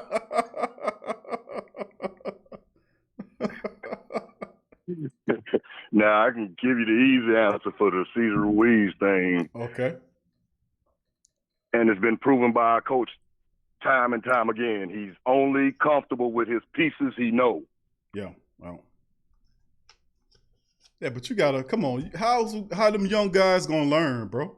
How them young guys gonna learn if you don't play if you don't put them in there, bro? And besides, with the pass rush with Davenport, we knew something was wrong with Davenport, bro, when he wasn't playing with an elbow. But like I told you, we covered it on the show. We talked about Tyrod Taylor getting a shot in broken, shattered ass ribs to get out there and play football. Now, how you can play with shattered ribs? And Pete is playing with a busted thumb. His thumb is broken. He playing, but you mean to tell me Davenport can't play with a bruised elbow? And they got the shot for that? I mean, I don't understand that. I don't believe it's bruised. He either got some kind of tennis elbow tendonitis in it or a bone spur of some kind. I don't believe it's bruised. Oh, Lord. That's why they was running to get Davenport. It's larger than what we thinking, man. But see. Yeah. It's way bigger than we thinking for some reason. I don't know why. I doubt he's going to be ready next week. Yeah, well, I say hold him out. What you say? He needs to. You want him to play? No. I'm about to say it. What are he gonna do for you in half the week? I mean, on a short week, I would say no, because if the injury was big enough, bro, to keep him out the first week and the second week, what I'm gonna play him on a short week for? And I know a lot of the family members say, "Hey, Q, no, let's get him out there. We need him." That's why I kept telling them to go out and get a defensive end, a veteran defensive end that can help. But look, the odds is the Saints went out. They got what's this guy, Margus Hunt, who did all right in the first game, but didn't turn the goose egg. The second game wasn't a factor. Now you got issues with Malcolm Brown. Now he got a foot issue. We don't know if he'll play or not. You get Shy Tuttle back, but the edge situation, bro, is looking terrible, bro. I mean, you got Davenport with an elbow, and then Trey Hendrickson has got a groin issue. So the same guys on the defensive line that you counting on and to stay healthy are once again hurt. And I kept saying it. And then even if you get Davenport to come back, you going to put all that on Davenport to do that in that game? You want to kind of work him in slow with a veteran. What you think, bro?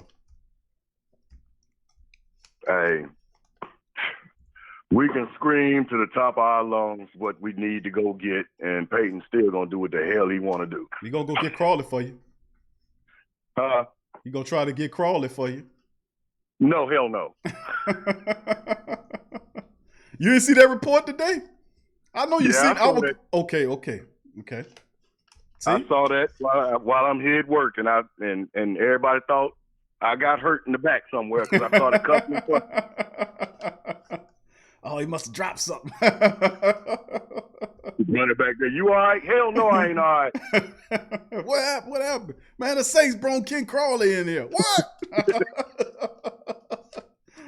Oh, the only thing worse is if they said this. What you looking at Crawley for? Why? What the hell, man? We already got PJ, and Mucus. What we need another one for? Oh, man. Hey, bro, listen, I was just watching just earlier today. I had it spinning on my extra screen, and I was doing some work, and I just happened to gloss over, and the highlights came on from Week 2 Raiders versus Saints matchup, right? And I was watching the highlights, and I was watching it, and I was writing, and I was looking up, and I was writing. And then I seen a play where the guy caught the touchdown pass on Marcus Williams. And Zay Jones caught the touchdown on him because he beat Marcus Williams on that play and caught that bobbling touchdown in the end zone. The referees gave it to him. Well, PJ, I mean, no, not PJ. I call it PJ's Freudian slip, but he actually is similar to him. He ended up getting burnt on the play, and the guy was leaning on him on the ground, and the guy was trying to get up, and he rolled over his face. And most people that just got pissed off and just pushed the goddamn guy off of him. You know, but this clown, the guy, he gets up gingerly and walks off. I say, this kid, where the heart at with this guy, man? Where is his heart? Defeated. Just defeated. Man, all the way around. Terrible, bro. Absolutely terrible, man. Terrible, bro. Like I said, if I was down there, a lot of them would have restraining orders on my black ass. Well, I'm glad you're in the Dome of Silence, bro. We don't need you to get the restraining orders, bro, and get the people to try to put you up in there, bro. So it's good just to keep you separated from them when they're doing stupidry, bro. So hopefully they run the ball in this one, bro. This team made the run. I've said it all show. I've said it. Looking at you can run the ball on this team. Hopefully there ain't no sideline to sideline nonsense like me and Brother Paul talked about earlier, where you trying to beat the team running on the tall sweeper to the outside. And this team with 3-4 defense, they can get sideline to sideline. You have to run on this team. Q, what the hell is the problem? I will cut Sean Payton out. Don't give me that. You ran with two backs in the backfield with Ingram and Kamara. What the hell is the problem? He said it's hard to run two running backs. You remember that, bro? I covered that on the show. I played the interview. And I stopped it. I said, did y'all hear what Sean Payton just said? When they asked him about Latavius Murray getting more reps, and I said, good question. And then Sean Payton then proceeded to say it's hard to run two running backs. Even though Sean Payton, it's the same Sean Payton if they ain't abducted him and took him to another planet somewhere. This is the same Sean Payton that won the Super Bowl in 09 using three backs. And all of a sudden, it's hard to run the running back. Same Sean Payton, by the way, who had Ingram and Kamara and used them in tandem to make the best tandem of running backs in NFL history, bottom line. Same Sean Payton, huh? But it's hard to run with using more than one running back. When did that happen? He got convenient amnesia or something, unless he's just trying to be politician Payton again. No, I don't know. No politician Payton, bro. We need him to get it right. Run the ball against this team, and please don't get into a shootout with the Packers. Can we not do that? As you said before, Q, at one point in time, Peyton was hungry. Now he's full, fat, and sorry. And he don't want you to tell him either. You get upset, but you can't ask him no question. I'm like, what kind of dude this is? God, if I was the butcher, oh my Lord. Bro, come on. Getting snazzy with the reporters. I mean, they ain't even asking no really hard questions. You know, we asking injury report questions. You know, the reporters don't want to ask some hard questions because they don't want to look. Man, listen here. I don't care who you is. I'm going to ask you the questions. I don't care if you're the president of the country or the president of the world. You're going to get these questions. I don't care if you like them or not. And Sean Payton is terrible, man. I understand that. And the fact of the matter is, I understand his possible point of view on, we're not going to give him no heads up on my team of who's going to play. Hey, Super Safe, bro, they already know. There's a way you can convey that to the reporter without being smart ass. He was smart with that later, bro. Got smart with her several times, matter of fact. I was said on the show, I was like, man, why you talking to that lady like that? Because he don't like her line of questioning because she asks slightly harder questions than the rest of them Jeff Duncans and the triplets and all these kind of these national establishment reporters who want to keep their credentials. They don't want to get you the real points or stuff like that. I'm tired of that. They're too chummy with these people, bro. Them script readers, they fall in the script. Yeah, this is ridiculous, bro. We need the answers, man. Like nobody was asking about Davenport before a few days ago. What's going on with his elbow, coach? Why don't you just put him on the somebody asked him, is he on the injury report? You know, I ain't gonna reveal that kind of stuff. Wait, who gonna get a decisive advantage of knowing if Davenport's gonna be night? According to what Green Bay knows, obviously Green Bay has the inside baseball on what's going on with the Saints. Hell, didn't Mike Thomas go up there to get checked out by their team doctor? Yeah. How much is you really trying to hide, man? Cut it out, man. I mean, the security in the building where Elvin Kamara told him, hey, man, I was in the building. I don't care what y'all was saying. I was in the building. Yeah, you got cameras every which way. They telling you that we never truly got that worked out. Kamara never backed up off of that. So Sean Payton, you don't know who in the building. You don't know, you thinking nobody don't know what's going on with the health of the team. Mike Thomas not believing your doctors. He going to check out the Green Bay doctors for him to give him the truth. Green Bay doctors say, oh no, you can't play. It's way worse. What you think they gonna say? No, Mike, you can play against the Packers and they Green Bay doctors? Come on, man. Come on here. This ain't hard And to I tell, got a little man. aspect for you too. Come on with it, bro. Look, I was seeing in Lattimore's face, he better be careful. I hope he can turn this mess around because he's starting to look like Josh Norman. Oh, He's too busy wanting to fight with people and can't play his damn position. Yeah, Getting hurt by damn, oh my Lord. Man, that's starting to look. He's got a good start and then he disappeared. What the hell is Josh Norman anyway? Who is he? He on his way out the league. Is he? What team is he with? Nobody. Oh, is he? He's not with nobody? Well, I didn't know that. I thought he was with somebody. I don't know. He just disappeared because I don't hear nothing more from him. Nobody that I know of. Damn. The Saints tried to get that man too, bro. Good thing we didn't. Oh Lord Jesus. They was trying to get him. Remember that? It was between when the Panthers released him. The Saints tried to get Josh Norman, and he decided to go to Washington. So I mean, we kind of dodged a bullet on that one. A big one. Yeah, no doubt about it. I'm talking about a tank shell bullet. Yeah. I don't know where the hell he at, bro, but he ain't making no noise, man. Because I usually know where these guys are, and I ain't heard anything about him, so he must ain't be doing nothing. Not a thing. But Super Saint, man, I appreciate you chiming in, bro. Give me a score on the game, bro. What's the score gonna look like? Boy, Jesus. With my heart, I'm going to go possibly like somewhere around something low 28-16 our way. Okay. All right. I like that. That works. Double digit, man. I'm good. From the heart. That's but from the heart. mind. Okay.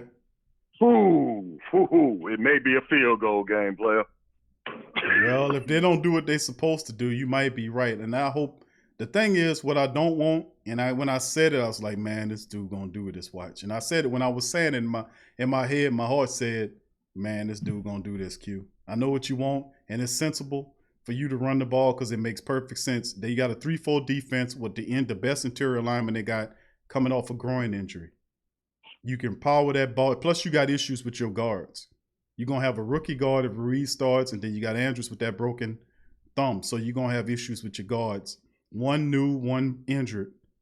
You might want to use the running game more to give them some confidence because the running game helps out a struggling line because those guys know it's easier to run block than it is to pass block. So if you give them an opportunity to use that power running game with the tight ends, the fullback, and a 6'3", 230-plus pound running back running downhill on that 3-4 ass defense, man, come on, bro. Then you can still open up the passing game after you establish the run as a threat. That's commonsensical. And then my heart said, Q, this dude gonna try to outthrow him, watch. And I said, man, I had to bow my head for a second because when I was saying it, I could see it. I seen it playing out that he was going to try to outthrow the Packers. In the offense, the passing attack ain't there. The Packers averaging over 40 points a game right now, throwing the ball, and you're going to try to, and I'm like, man, I hope this idiot don't come out here and try to outthrow this team, use the power running game and steal possessions away from Aaron Rodgers, man, and make this some light work right here, man. Make the national press shut up, give them something because now you got everybody thinking, oh, the Saints are done. What are the Saints going to do? I've been hearing all that foolishness. What are the Saints going to do about Drew Brees and all this kind of stuff? I'm like, man, what the Saints need to do with Drew Brees is run the goddamn ball and stop putting him out there on Front Street throwing 35 attempts per contest. You need the running game and Drew, like I said before, man, the Batman of the team or the leader of the team is the running game. The running game needs to be ahead, and Drew will be Robin to that Batman. That's what you need with your 40-plus year quarterback. The running game has to be the bell cow. With that running game, I'd make Breeze Alfred. And make Taysom or somebody dang on Batman with the running game as Robin or something. You know, he needs to switch his things up. We need our runners on the field at the same time so they can't be predictable. Hey, like you saying with Taysom's package, let the man throw the damn ball. Let him throw. That's the only way it's gonna work. Because they know when Taysom come in the game, he's a threat to run. He's not a threat to pass. When Taysom Hill comes in there, the safeties leak close up to the line of scrimmage because they know that it's going to be a run situation. They know. They know that the package is unbalanced, so you would have to let him throw half the time. That's the only way that package is going to work. It's not going to work nowhere, no other kind of way. We got to eliminate some of these screens that we doing too, especially when you're playing a fast team. You can't be doing all these foolish screens outside and the defense fast enough to beat you. This is a ground and pound game, man. Then if you won't throw the ball downfield, after you get those safeties to leak in, then you'll have them then. But you have to establish the run. Green Bay going to come into this game saying we got to stop the Saints from passing. They're not scared of the Saints running the ball, man. They not. They're not scared of it. I don't know what the hell Coach Payton's problem is. Shit, I'm 45. I know what the hell the power game looked like. He done been around long enough to know what the hell the power game looked like. He might be getting amnesia. 3 tight end set, fullback. You got a fullback on the roster. Not every team in the NFL have a fullback. A handful of them use it. You got a fullback on the roster. You got 3 tight ends. You go through. I keep talking about a power wide formation. I know it's old school, but it works. And plus, if you got an ailing offensive line, especially in interiorly speaking, the running game could build confidence, eat clock, and help while the passing attack is struggling. The offense is the running game is the answer to all that kills this that afflicts this offense. The running game. You get the running game on, Paul. Watch how the passing game comes online off the back of that. It's simple as that. They'll draw them corners and stuff in. Right. They're going to have to come in to help. That's right. And when they do that, go over the top. Every time. It works every time. But we got to get this man to understand that. Hopefully he do that. Please don't go into this game trying to duel with the Packers. Please don't do that. You can't keep trying to use a damn screen pass for the running game. It's just stupid. It's lunacy, bro. But bro, I appreciate you for chiming up, my bro. Appreciate I gotta get back to work, you. Well, you sound a little better. You ain't as upset no more. So I guess you blew off a little steam there, so you're all right to go back and take care of business. Yeah, I appreciate you a lot, Q. I love the show. Love my fam. Y'all keep it up. Who that to everybody, and we'll rock on the game, baby. I'll see you at the darn tailgate. All right, my brother. Appreciate you. Who that, bro? And much love to you. And I'll talk to you later, bro. Peace. All right, now, Q. Peace. All right, that's Brother Verlin chiming in there, man. And Brother Verlin, he'd be the last call of the show. I'd like to thank all the great Saint Think Tank family members for chiming on this edition of the Sports Coma. Please feel free to hit the like button, family, as well. I appreciate all the callers, Brian, Paul, Ricky, Cedric, and Super Saint Verlin chiming in from work. As you hear. He was working and doing his thing. But Abraham, who that to you? I see you, Abraham, in the chat as well. Frank Lewis, who that to you? Oh, he said the Bills. Okay, Norman's with that dude with the Bills, and we ain't heard nothing from him. That dude ain't doing nothing, man. I'm telling you.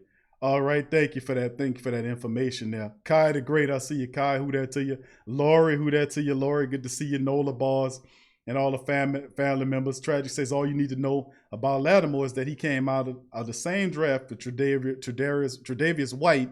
Buffalo gave him a new contract with the quickness. That says a lot.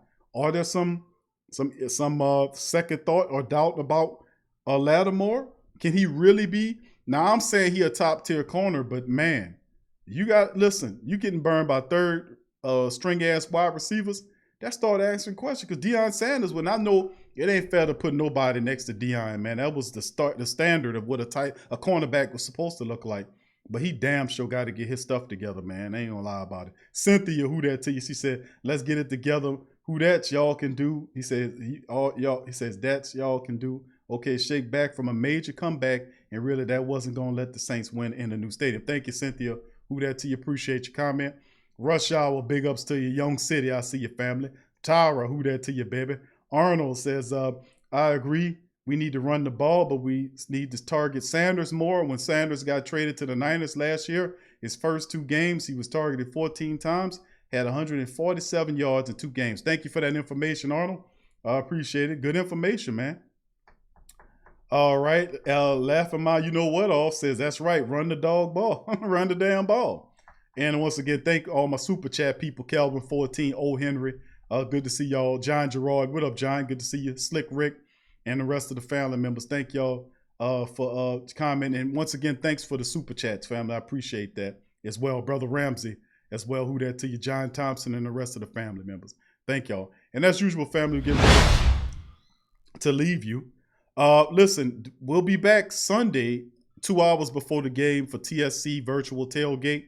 Once again, it's our show. Of course, we know Saturdays we did the Saturday Saints Talk. That is now moved to Sundays. We eliminate Saturday Saints Talk during the regular season, bring it back during the off season. But the reality is we'll still be back. We'll have 2 shows on Sunday. We have the pregame show, which is known as the TSC Virtual Tailgate. We'll be in the building for that. And then after the game, we'll come back with the TSC Virtual Post-Game Report. We'll give you an opportunity to chime in on both accounts to talk about the Saints' win over the Green Bay Packers. But in the meantime, if you like and enjoy the show, please feel free to go to the Pro Shop and pick you up some gear. Pro Apparel, that's our own line of clothing. And we got hundreds of products, family. I mean, hundreds of products that's available in our merch shops. So if you feel free, you want to really help out the platform and you like what we're doing, please feel free to go to the Pro Shops and do a little shopping. Buy something for your spouse, buy something for yourself, buy something for one of the children. That's what we call them in New Orleans. We call them churn, and across the South we call them churn. So just in case you don't know what churn is, that's what churn is. You got to buy something for your churn and yourself. So big ups. You got all kind of great gear, living the Who That life. Listen, family, we just have released 4 new shirts as well. Of course, Cancer Awareness Month is coming up next month, and we have our 2 new cancer awareness shirts called Beat That and Heal That. Beat That and Heal That. 2 really nice shirts that are available. Feel free to check them out in the merch shops.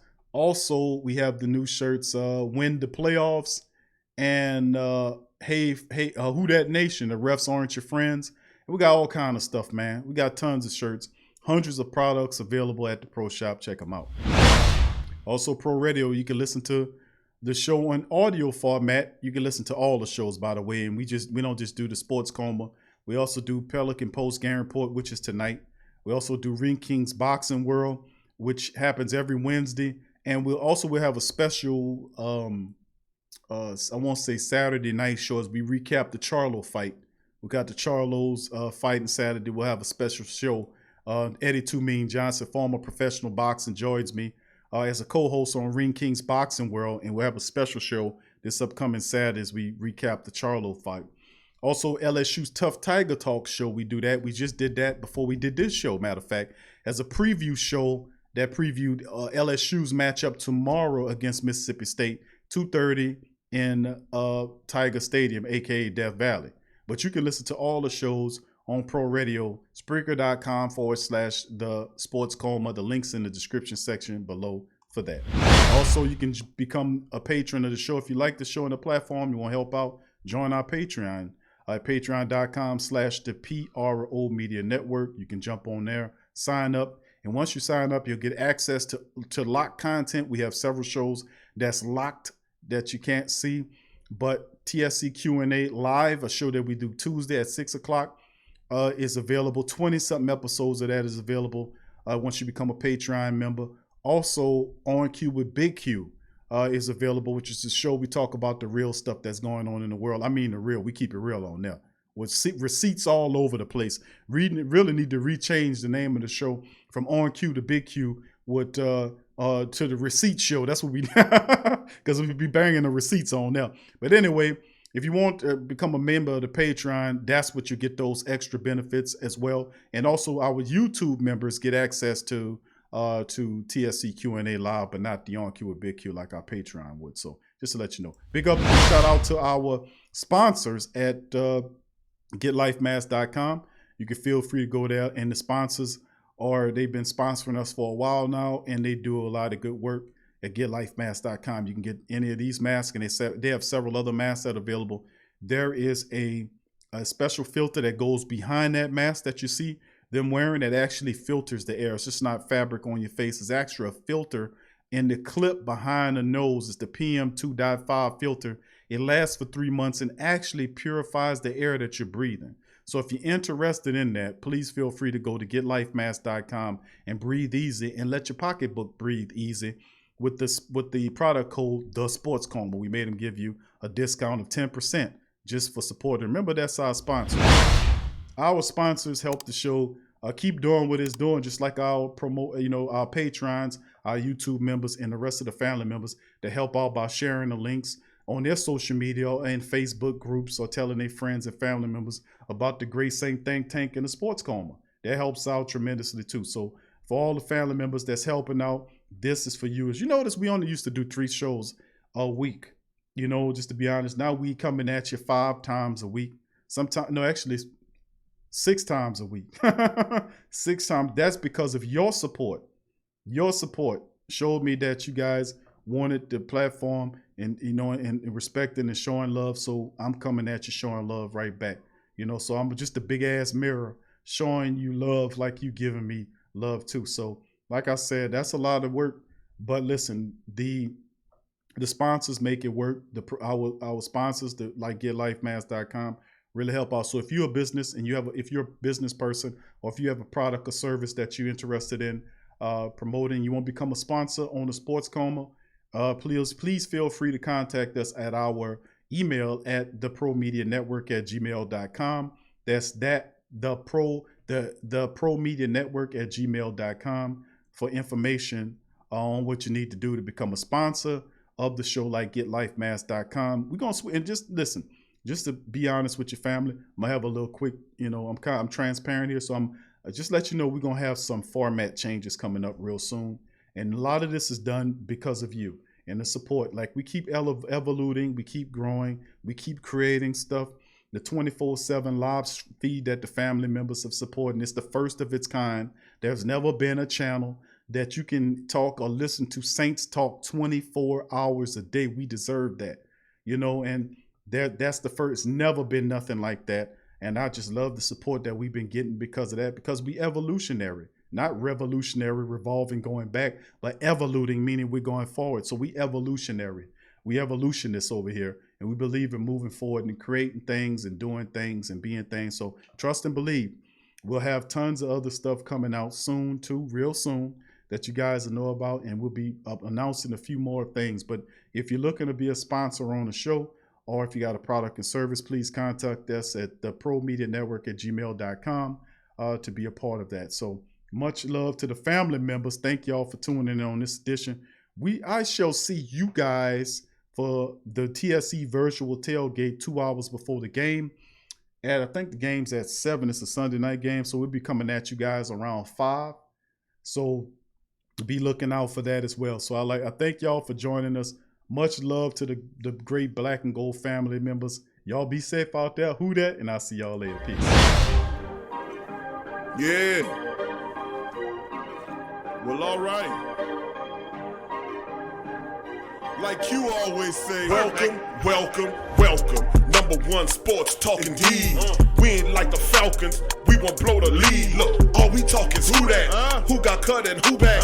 Rookies and the vets, players you should look at. It's the Sports Coma, you don't wanna miss it.